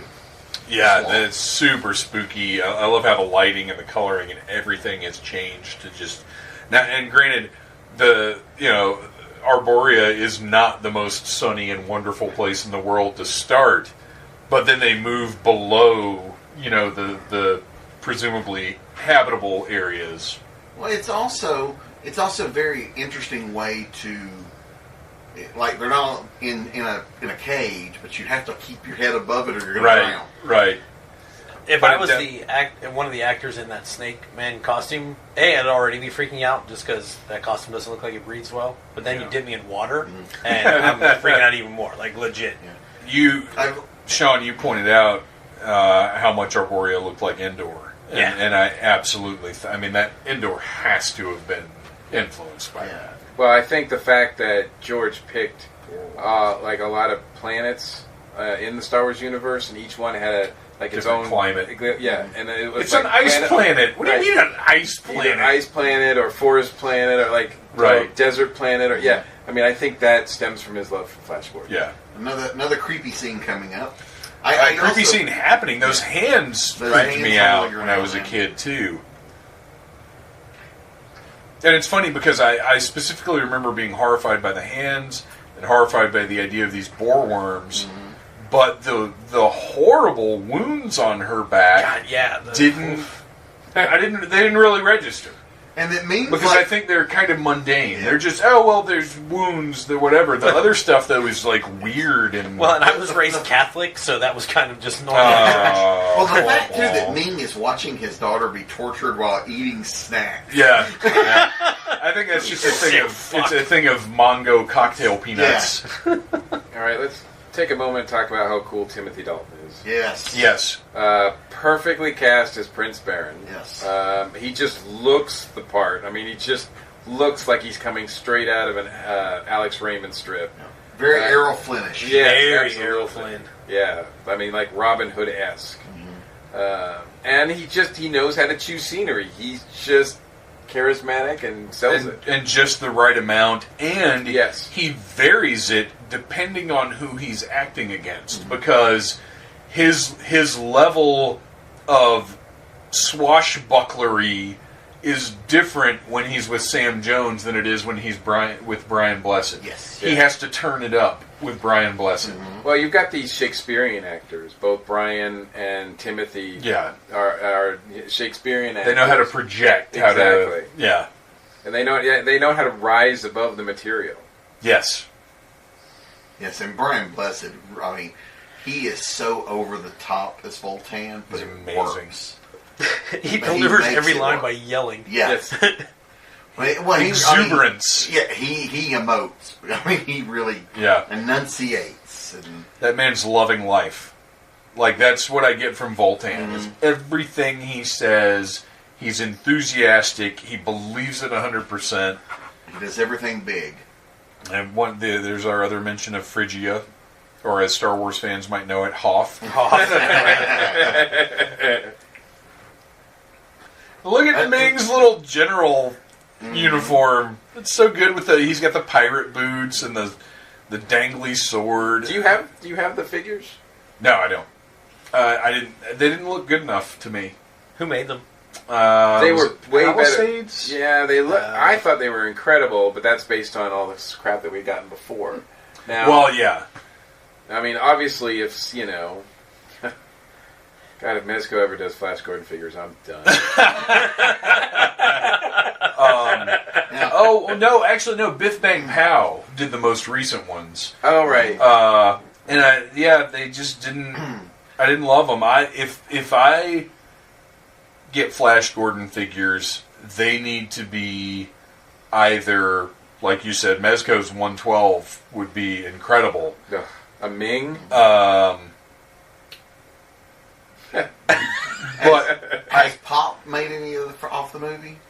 The Funko Pops? Yes, I have. Yeah. All. They've only. They've I feel done, like there's been a they've done, Birdman. They've done 4. Okay. They also I I think they've done reaction too. I'll tell you if no, they haven't. No? That was Biff Bang Pow. Oh, gotcha. If they did, not reaction, but the new style that Funko is doing, that are still 3 3/4 inch, but they're more articulated and have better sculpts and stuff. Mm-hmm. If they did those, I would buy those.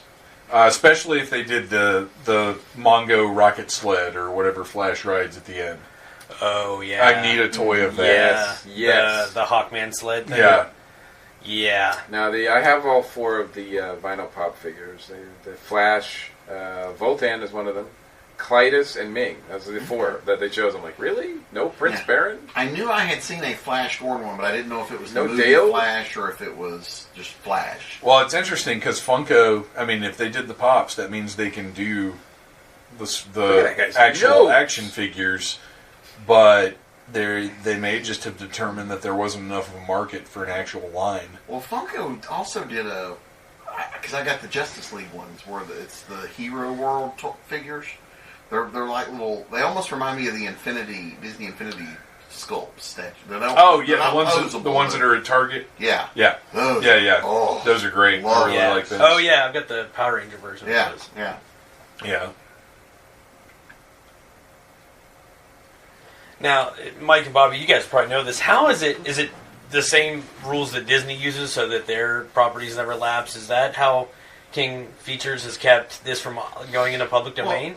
Well, partly, but I mean, King up until recently, I mean, Flash Gordon is still being made. Flash Gordon comic strips are still being made. So it's as long as it's up still until active. recently. Not well. When you say recently, you must be talking at least 5 years. Well, Yeah. that's recent in my head. Yeah. I look at stuff that happened in 2003 and I think it's recent, and then I'm like, oh no, it was 15 years In ago. That's fact, a I new would- band. In Yeah. fact, I would go as far as to say it might be 10 now. I don't think it's quite that long. Even then, though, it's And- 2008, Right. Yeah, which so they're still is technically labeled- not recent, but to my old brain, Yeah, it it is. just feels recent. But King Features was still making strips. Now they're rerunning them. So as long as they're still using the character, it can't Yeah. lapse into public Well, domain. look, we've all found that we've all seen that if you have enough money, you can keep the copyright. Yeah. Yeah. I mean, Right. Yeah, Superman's not in public domain. Right. Yeah, you're right. Which, And King honestly, Features keeps licensing it out. I mean, so Buck Rogers, who came before Yeah. Flash Gordon, is not in public domain. Yeah. how do you guys feel about that? I don't know. There's a part of me that goes, if anything I created, I'd love my family to just be able to keep it. Yeah. I'm torn because I've written characters that are in public domain, so it's cool that they're there and you can play with them. But if they weren't there, I wouldn't have lost sleep over, and I'd have just done something else. And if it's somebody that you love, don't you want there to be a certain amount of custodianship, making sure? Now, granted, as we all know, these companies that own the characters or copyrights don't always make great choices yeah, with they're them. not always right. the greatest custodians of their work. But Yeah, sometimes the family is just looking for a buck, right. and other times they really care. But when I look at something like, I'm trying to think of an example. I look at previews every single month. You'd think I'd know plenty of characters that. But when I look at older characters that different comic publishers are just making comics of, and you don't know what to go with. You don't know what's good. You don't know who's taking good care of the property, who's representing it well. Yeah. Well, technically, the way it's supposed to work. Like I write a character called Domino Lady, who's a character from the 30s. The version I write is my version. Well, it's the publisher's version. Right. Basically, you take the original and you mold it a little, and Right. that's your version. I don't know. It's at the end of the day, I don't own her. Anybody can write her. Right. Yeah. So I write the stories I write, and that's really all I'm focused on. But now, I have done tie-in work for companies, and they, like the Green Hornet people, were very closely guarded on what you could and could not do with their characters. So when I was writing stuff for them, there was a lot of that back and forth. Of, you can do this, you can't do that. And I think that's kind of my point, is at what point, if a character has fallen into the public domain, at what point do they become so diluted that they're not even that character anymore, that anybody is doing whatever they want with them and there's nobody guiding it? But then you look at something like Batman and you see how many different interpretations the people that own Batman have allowed. Yeah. And maybe that argument is moot. Well, and ultimately, it's not. I mean, obviously, like we said, Superman. There's no shortage of people that have gone, what if we did Superman but with this? Yeah. And then you just make it a whole other character. This is my version of Superman. Right. I've heard that a lot. I mean, there's so many of those.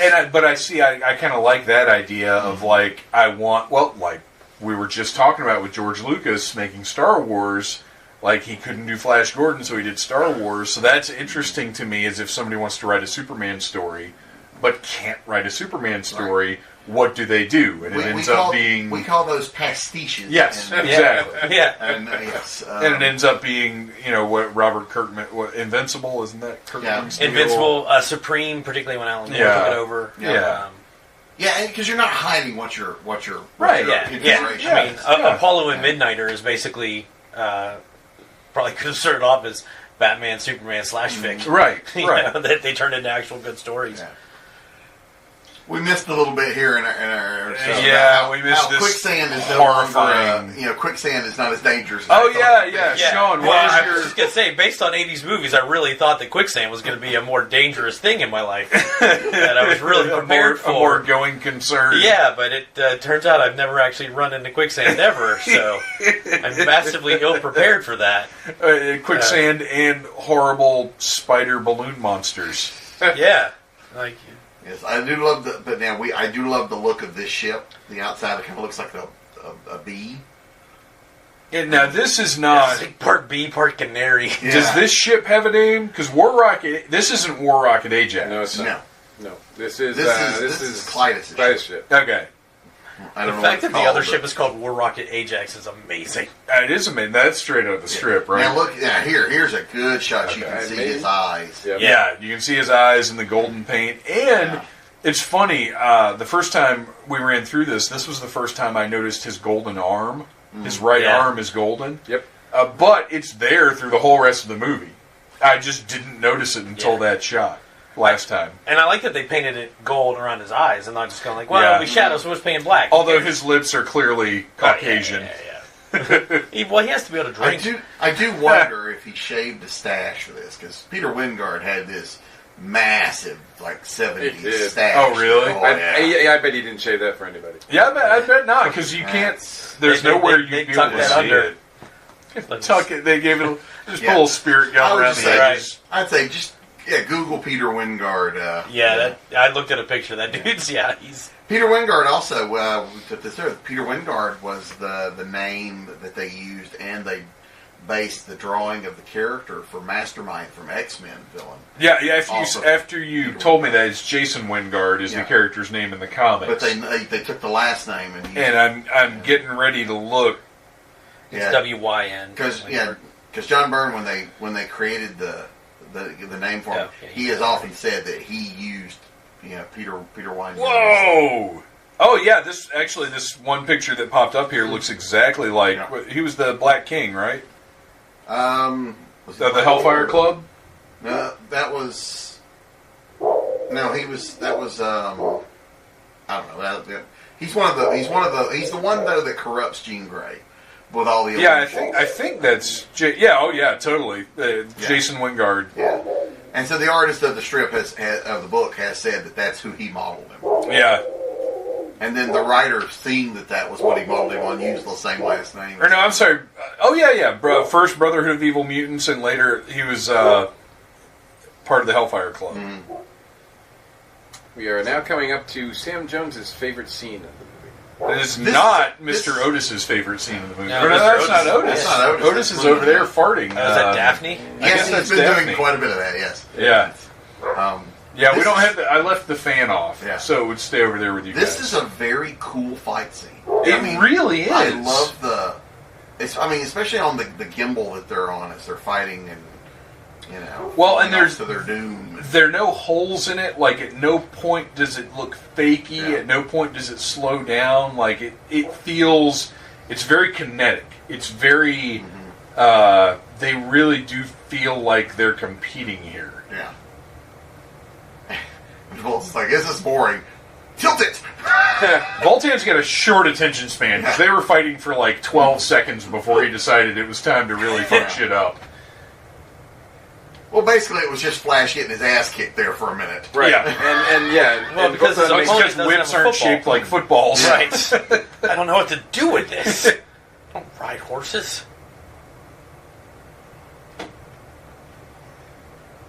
yeah, it's well shot. It's well choreographed. Mm-hmm. That's a nice shot. That looks. I mean, that looks deadly. And it did. I mean, this terrified. This gave me so much anxiety watching this scene when I was a kid because I didn't know about foam rubber or whatever it is these spikes are made out of, and it just the way that they have them move, how some of them go down and others stay up, and the randomness, and it just looks fantastic. And well, just that you could fall off the edge at any time and you just fall into an abyss. Yeah. Murder him, bash him. I love that. He is rooting for Flash. Don't just stand there, move. Well, and we've definitely established that Baron and Voltan are not. Oh wait, right, there's pals. a blonde on a blonde woman. No, Is there? No, Bobby Nash, don't ruin my little theory. Is there though? We'll have to look if they go. But now watch out, that spike goes up Flash's butt. That fight's gonna be a lot shorter.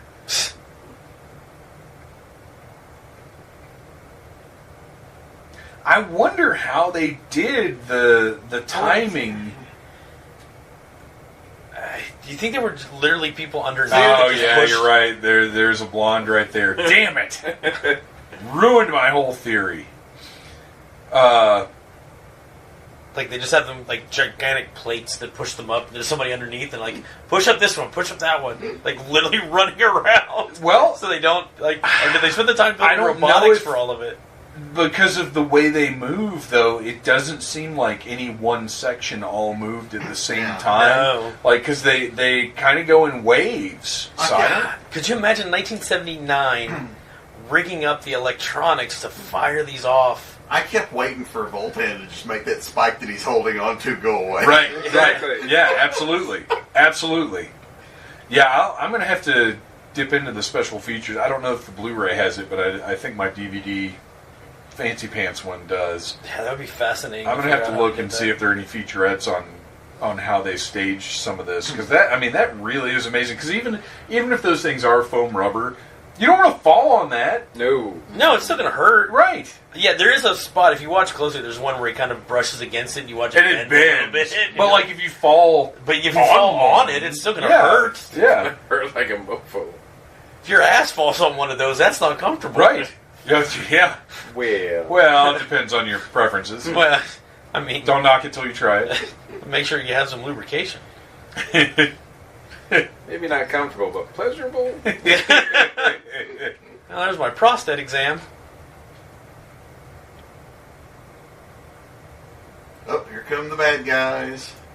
Zipping right up. Zoom. To the, that's some fancy parking right Hey, there. if, I can't even you know, parallel park. means people have reserved parking in every kingdom.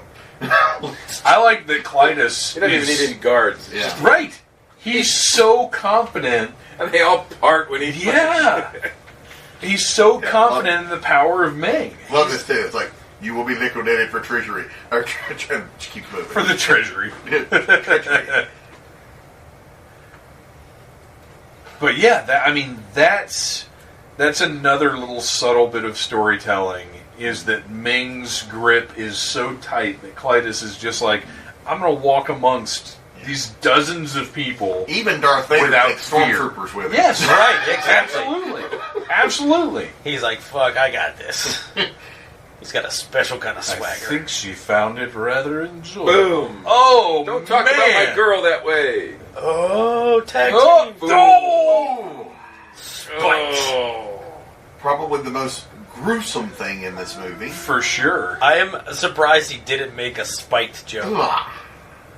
Oh, the eyes So and the tongue. gross. What is even happening? It's Like, like- what is he? And he doesn't, it's not like he melts. Right. What is that? It's like a Jello mold threw up.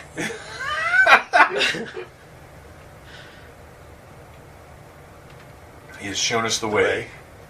I love And it. also, we were talking earlier about how they build these sets. I love the fact that most of the Hawkman's place here, the walls are made up of wind chimes. Yeah. Oh, yeah. Yeah, they're all moving, and it's open. It's very open and light. Yeah. Like it has. Well, no. Which those wings do not appear to be. Those look like heavy Well, as no, fuck. those are Yeah. and also, I'm assuming they had two different sets of wings because they look different when they're flying. Yeah. Like Yeah. they're spread when they're flying. Those Yep. aren't the They look, they look a no. little thinner when they're flying. Yeah, I don't know. Those may be the same thing. Look, he's changed Time to costumes. Changed Yeah. clothes. You know, he's got to keep up with Ming. Yeah.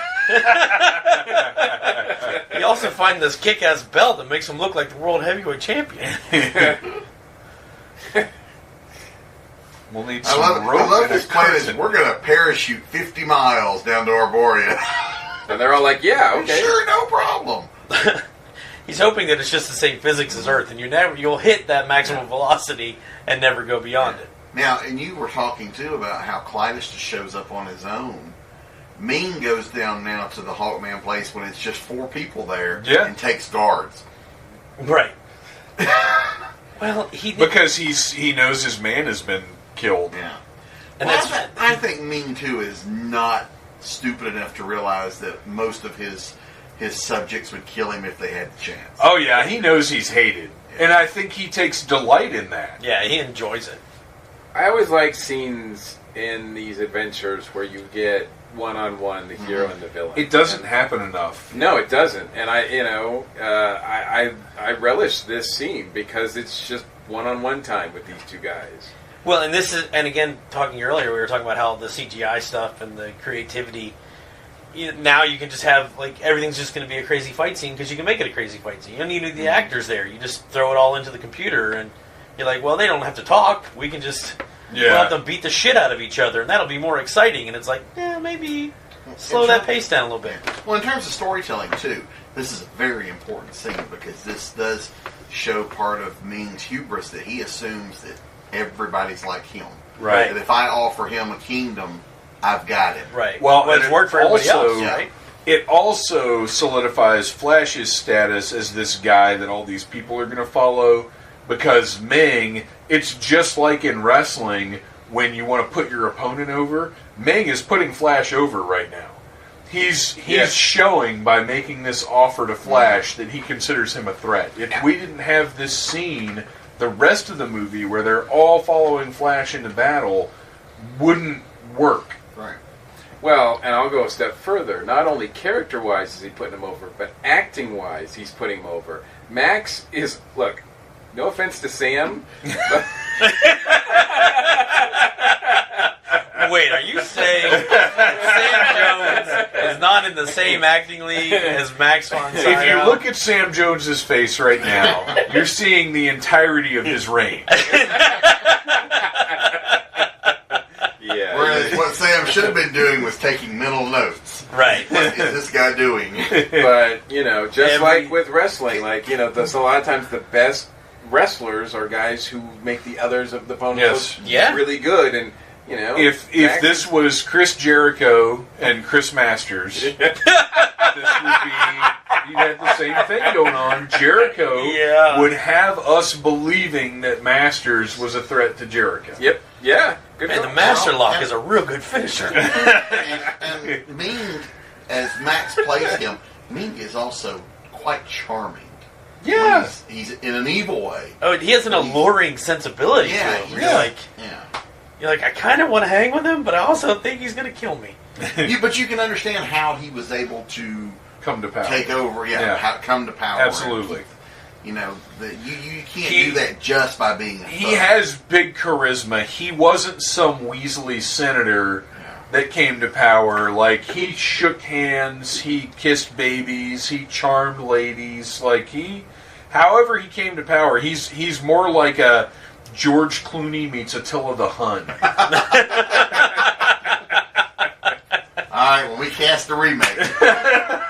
Oh my gosh, dude! George Clooney as Ming the Merciless would be fucking incredible. Absolutely. Somebody get Clooney on the phone. Oh my gosh. I'd be so up Of course, for now that. we put that in the universe, it's going to end up being Tom fucking Cruise. And we're like, God damn it!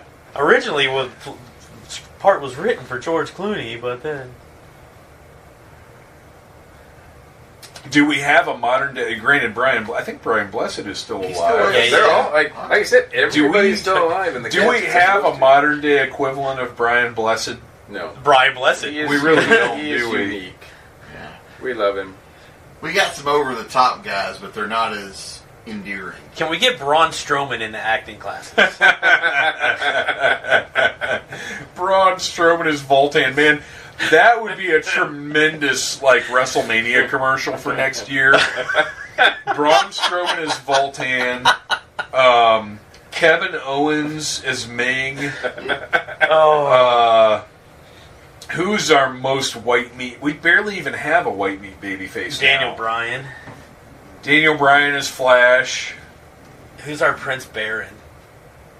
You go with the face That would be Miz? Bobby Roode. Bobby Oh Roode. yeah, Bobby Roode Yeah. would be Prince Baron. Yeah, good call.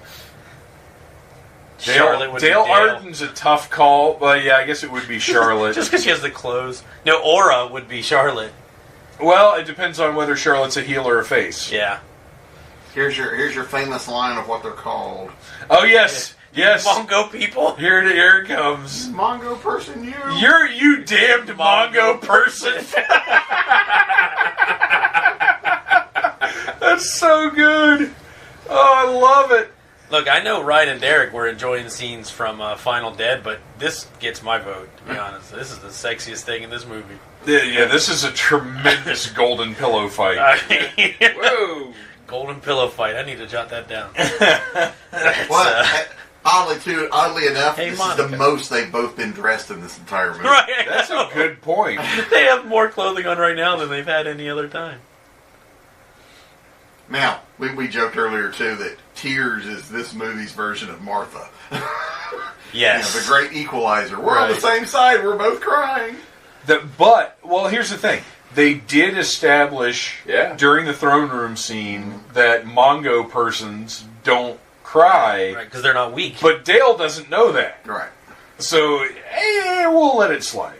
She's playing her... Well, that's Aura, too. Aura as a character, Aura is looking out for Aura. Oh, for sure. Yeah. Well, this is also the equivalent of what we just saw between Ming and Flash.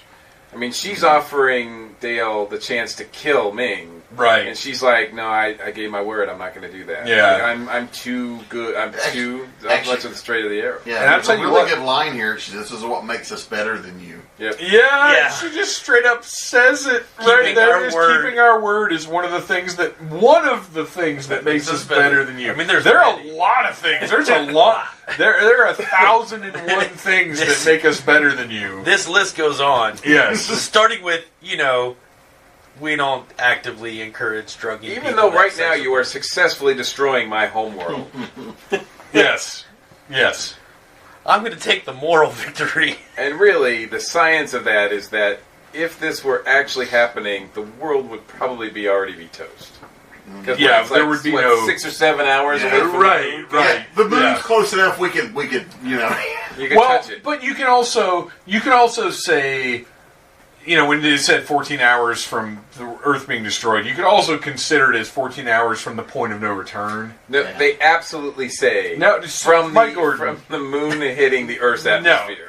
No, that's you're right. So. Just even moving the Earth out of its orbit the moon out of its orbit would pretty much destroy the Earth. Right. I like that. Like- you're done at that point anyway. You shifted 2 degrees to the left. I and every love ocean this. is fucked. Oh shit, that plan didn't work, and he just turns around and hightails it out of there. I really thought I could That's fly great. right in there. Wow, they give. I'm looking at the subtitles. They give Kala all caps. There's War Rocket Ajax. Yeah, here we go. I do love this scene of the Ajax flying away from the city, Yes. the palace. Oh, such a beautiful shot. Look here, all of this stuff. I mean, look at the sky. Yeah. The atmosphere is just so cool. Yeah. And you can tell, but all the composite work is really, really nice in this. Like it's as clean as it can be for the time, Yes. for sure. Real quick before we get into the end game here, I want to go around and because as we talked about, this movie is beautiful, it's colorful, it's bright, it's campy, but it's also horrifying in a number of scenes. And I want to go around and find out each of you's like the thing that sort of icks you out the most. Red Ranger, what gave you the most issues? The arm and the stump. Like The arm and the stump? Yeah, putting the arm in the tree and then you might get stabbed by that thing. Oh, God, that's so many nightmares as a kid. Bobby, So what many. about you? You know, I'm going to echo that because at the time too that I saw this, you know, I was just getting into the Boy Scouts. Oh no! Oh! We're all the time out in the woods hiking. Yeah. And I've already got this fear of snakes, and so you throw in all of the, you know. So yeah, the thing in the stump always gets me. Mike, I'm gonna have to stay on Arborea, but I'm gonna go with the bigger creature that sort of envelops him The and gets bubble spider? Yeah, that thing Ugh. is awful. That thing is frightening. yeah, that's horrifying. All that stuff for sure bothered me, that and more. But I'm going to go with those little lizard people. And what's funny is they terrified me when I was a kid. God, I love this shot. But they're completely benign. Mm-hmm. The lizard people never interact with anyone. They don't do anything. They're always just in the background. They're always running away. They're just in the background being scared. But when I was a kid, man, I had nightmares about those things. Ajax coming man. through the clouds. And the clouds look so good. Like the way the smoke interacts with the ship. Mm-hmm. And we should too mention this is pre-CGI stuff. For sure. You know, so every effect in here is practical. Yeah, apparently and it's all layers of composite shots that they're just stacking up and just doing really good work blending. Like even here when we're outside and we see the silhouette Hawkman, their wings are moving in most of the time. There's a lot of detail there that, you know. Yeah, and that's what, like, the layers of the bird people, Hawkmen, whatever they are, like, that shot right there, there were, like, 4 layers to that shot. Mm-hmm. And it's all moving, and it's all, like, put together in a way that, you know, yes, you look at it and you're like, oh, I see what they did, but it doesn't take you out of the movie. No. And as a kid when I had no idea how this stuff worked, it was magic. Yeah. Yep. You know. Absolutely. Oh my God, they're really flying. Like, that looks great, man. Yeah. Yeah, IMDb said in their trivia section, says it took something like 3 days to get all this shot because there were just so many people to wire up. Yeah. I love the Hawkzookas. Plus, the number of just actors and extras and probably stuntmen mostly in these scenes is incredible. Well, and that you have to put in these intricate costumes, too. And there's no looping. Like, you feel like we've seen in other movies where you have something that's this intricate, and if you watch it, you're like, oh, well, that's where they just took this part and looped it. Right. Like, you see the same guy die 5 times. All different shots of the Hawkmen flying in. Like, these are all unique shots that they've put together. I love that mine. That looks so good with the little antenna on it. Nero. Oh, Bureau, sorry. I thought it was Hero. We all thought different things. Subtitles are magical, you guys. Impetuous boy. Well, who wants to live forever? Yep. Which That's came a different first? Queen movie. The line or the song? For those listening at home, you know, if you're going to throw a movie in that you've seen, you know, 10 a dozen times, whatever, turn the subtitles on, and you will catch stuff that you didn't know. That you've never known. That's not to mean they're always right. Yeah. Well, yeah, that's true. That's a very good point. I will say this too: there is a uniqueness to watching it how we are right now without the sound, because the music is so important to this movie. Yeah, yeah. That it has a slightly different feel to it. But the music's in my head right now. Yeah. Like there's no. If this had been a movie, I'd never. Whoa, that looked hilarious. If this was something that I had not seen 20 times before, I think it would be different. But now I've got that scores going through my head. I'm rocking out right now. Yeah, yeah. I mean that score, and credit to them, or how when they designed it, they had clips from. They have clips in the soundtrack. They have clips from the audio, the dialogue. Yeah. So even though I haven't, I've seen this movie hundreds of times, but more important, I've listened to that soundtrack even more so. So I'm familiar with Flash Gordon lines, some of which I think of almost on a daily basis. Yeah. Because a line will pop into my head. This is also a beautiful set for something we only are in for one scene or two. Right. Yeah, absolutely. Something that gets destroyed. Well, and just the thought that went into it, and granted, as we discussed earlier, it seems like most of this was lifted directly from the comics, but to have to design it in 3D to be functional in the real world, just all the grenades. Oh, look at the wires hanging out of that chair. Like, why did that chair have wires in it? Because they thought it would look cool. And they're not squeamish about killing people. No, not at all. As we just saw the guy get shot through the chair. Yeah. I like that it's all hail your new queen and they hail Ming. And on Mongo, they have the old 50s style microphones. Yes, they do. Like Enzo Amore. R.I.P. I just killed the mood. I give Kala a lot of credit, too, that she's...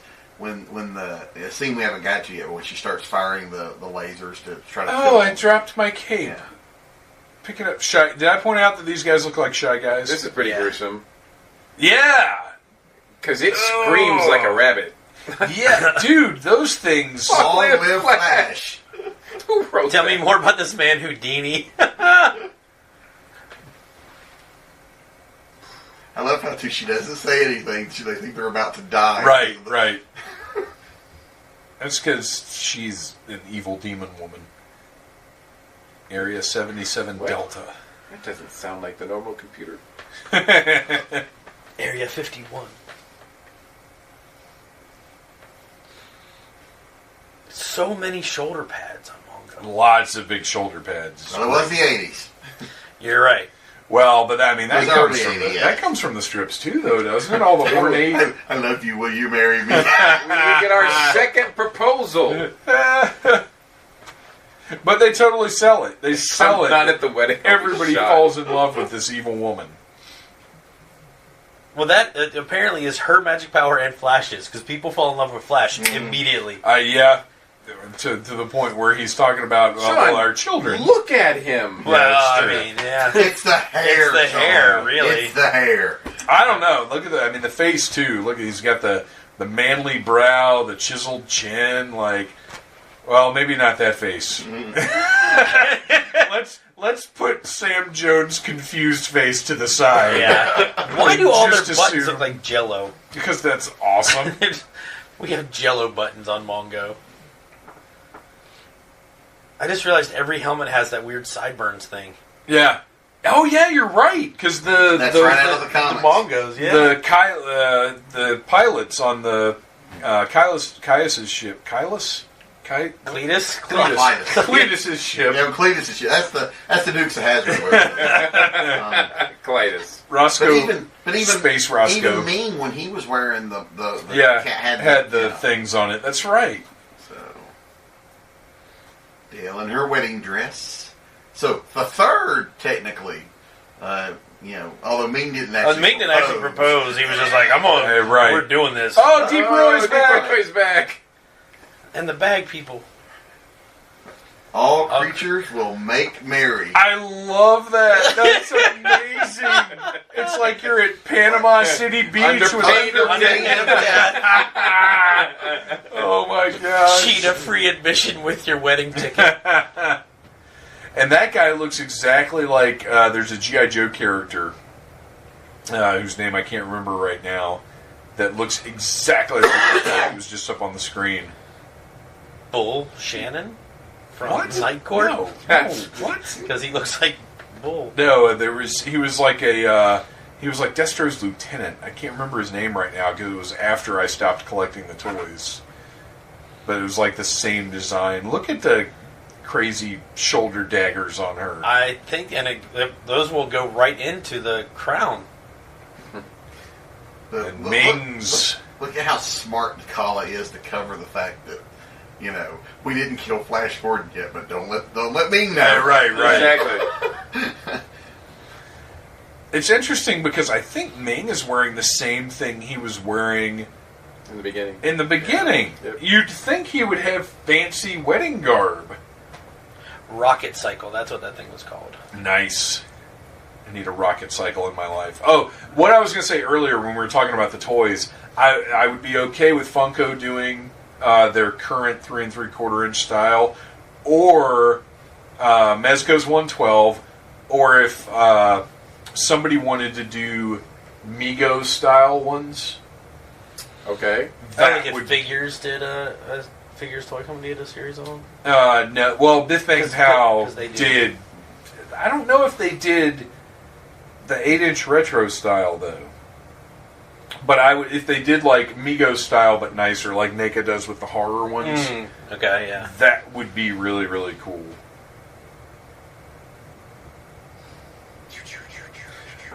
Dude, Oh, we're so into it. I know. I really just kind of want all the ships. I don't even know if I need the figures. I just want all those ships. yeah, the ships would be very cool to have, even like model kits or whatever. Right? Get on that, Ravel. Did any of you guys watch Defenders of the Earth? I did. Yeah. Mm-hmm. With Flash Gordon, Mandrake the Magician, The Phantom. Phantom, And Lothar. Now Lothar is the one that I never knew who that was. Lothar was the partner of Mandrake. Okay. Okay. I don't really know those characters at all. Oh my You god! down. Oh, and apparently they're all Boom. connected. This is it's Whoa! what's known as a That token was ring cool. network. Yeah, you only see it for a second, but Yeah. she's got a ring that shoots Yeah. fire. Now, doesn't her death is doesn't her body melt, or is that something else I'm thinking of? You're thinking of the Wicked Witch. Maybe not. There's the aura figure that Biff Bang Pow did, and like just the That's not joints. terrible. Yeah, the joints and stuff. I didn't love. I didn't love, and also they didn't. The line never got beyond a Atomic few Generator. figures. This is the Batman Rider. Exactly. He's like, it's not gonna Yeah, let see, she does melt. Oh my God, I yeah. thought she melted. These people die weird. I'm judging them based on how they die. Yeah, these are cool. I do like the fights here. It's very Star Wars-ish. But Now, this is a larger line from a different company. This is not helpful to people listening to the commentary, but it is helpful to Mike Gordon. That Ming, Yes, that's why that Ming is killer. but that's all they did was Ming and Flash. Right. And that bothers me because I and want there were several variants because there's like there's three a or four- black, there's yeah. Ming in a black Oh, robe. nice. Who made those? oh, I don't know. there he is. Those might also be Biff Bang Pow, but yeah, they are. They're just a bigger scale. Yeah. Nice. But they only did Ming and Flash. Is that the opera singer from Fifth Element there in the background? It could very well be. I would like to think so, yes. Of the hour, yes. I'll have it for about an hour. Look at this guy. Look at the Promise. Mongo priest. They all have weird symbols on it. Like he's got a radio knob on his belly. Yeah. It stands I for- love it stands the, for I love hope. the vows. I love the wedding vows here. Yeah. I do not. Well, and on that note, we hear a wonderful rendition of the Wedding March by Brian May. Yes. That's Yes. really awesome. That how many of us geeks are like, I want this played at my wedding. I didn't, but it's because we used Princess Leia's theme. Ah, wow. So, Very cool. I did not know that. Yeah. That's awesome. yeah. I'm just gonna play it because it's Sunday. With this ring. Whoops, the classic, oh wait, where's the ring? Ring, ring, ring, ring! There you go. There's We the all discs. know what that ring does. That brings the definition of wedding ring a Jill's whole wearing new... black. She doesn't have blue gloves. Black gloves. It's black Oh, gloves. it's black gloves that pick it up? It's black gloves that picks up the ring at the end. Ah. And Ming is wearing red gloves. Where's Aura at this point? I feel like I lost track of She killed the guy in the elevator. Yeah. Yep. And she rescued them and then ran off to do something. Isn't she here, though? Didn't they walk her Well, into she's the on wedding? her way to the wedding, she said. But No, I think... Didn't they walk her in? Because that's when we saw Deep Roy again. yeah, Yes. you're right. Yeah, they walked her in. She's here somewhere Flee, being flee, held Detroit. against her will. But she didn't have black gloves on. I love this shot right here. Oh, it's amazing. Ah. I mean, he gets impaled by a motherfucking spaceship. Boom! It's incredible. And not By only that, the war rocket Ajax. Yes. pulls himself off where he's impaled. This It looks has, like... so good. Oh, it looks Yeah. amazing. That's amazing. And when he set. slides down, it's Yeah. Yeah. How did they even do like... Yeah, that? exactly. Max sells the hell out of it too. And he's got some funky guy. He's got green blood. Like, how is this happening? It's just They actually impaled Max von Sydow. That's why he hated making this movie. And I do like this. It's the only time we see him with The the game's sword. lost me. No shit, you just stabbed me with a spaceship. I don't think that's going to work on Flash. He's not going to act all organic. No, I hope not. It's just like, my life is not for any earthling to give or take. That is just some really impressive eyeliner. It's like they drew on his face with a Sharpie. That's almost literally what eyeliner is, Sean. Pencil, to be clear, I have worn it before. It's really difficult to put on that cleanly. It's like, you think you won? Well, he didn't put it on himself. Just going to go inside this ring. They have people to put makeup on other people. Now, No, I know if you're that. Flash, So don't you you have to just sit very step on still, your there? eyes water. It's amazing how just Ming's going away stops and saves the Earth. Is that a giant laser tag pistol?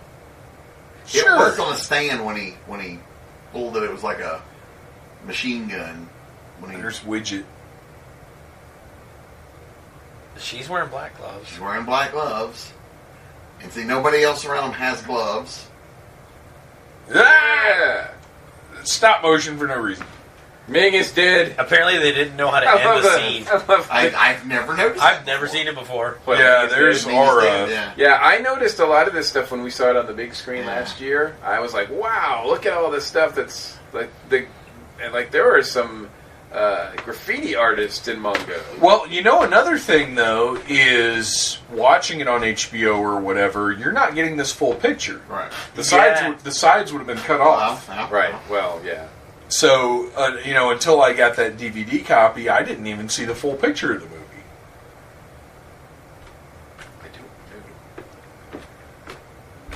It's wild to me now because for years I hated full frame so much. Hated it. And now everything is widescreen. And it's just, every time I watch something, in the proper aspect ratio, I'm just like, this is so great. Because for years you had to deal with these bullshit, awful transfers. Yes, the pan and scan. Pan and Oh, scan, pan and scan's terrible. Thanks! Yes! Thanks, Flash. So good. Where did they from now? Oh, okay, Flash. Oh. Dale and Hans are like, wait, what did we help? That is some serious synchronized birding right there. Okay, so here's the ring. Here's the shit blown away. Someone with a black black glove. glove. I picks mean- it up. Yeah, but Dale was all the way over there with Flash still. Yeah, it's not. It's got to be Aura. Or some. But she was over next to Dale. It's Deep Roy. It's Deep Roy. Flash Gordon 2. Deep Roy's Revenge. All right. So It was Skeletor. We're good. Oh, I hope it was Skeletor. That would be great. All right, so that is the Needless Commentary for 1980s Flash Gordon. Rad Ranger, where can we find you online? The Rad Ranger on Instagram. You can go to isitrad.com for Is It Rad with Rad Ranger and Ryan. I got a new domain. Again. I just get bored. So it's become a game. Find Rad Ranger. No, if you go to Where's the Rad Rad Ranger, Ranger? Yeah, There's a book coming soon from New Legend. yeah, no, if you go to theradranger.com, you can find everything there, or that in most places. Facebook. Bobby Nash, award-winning Bobby Nash. Where can we find you online? Recent award-winning. Yeah. Yeah. Thank you. BobbyNash.com. From there you can find everywhere I'm on Facebook, Instagram, Twitter, etc. Do you need award-winning BobbyNash.com? Because I go on. Probably should get that. You really should. I buy a lot of domains just for fun. He does. Well, I'll send him a message like, hey, can we get greenturds.com? And he'll be like, we just did. Yeah, if you don't get that, he will. Mike Gordon, where are you online? You can find me at New Legend at Mike.com as well as earthstation1.com. And we all, I forgot to do our call, we all love Flash Gordon. This is awesome. Yeah. This is like at least every couple of years. First movie I ever saw in theaters, super fond memories. Yeah, it's just bright. It's awesome. It's great. One of my favorites. All right. Thank you guys for coming to the Phantom Zone for Flash Gordon. Flash!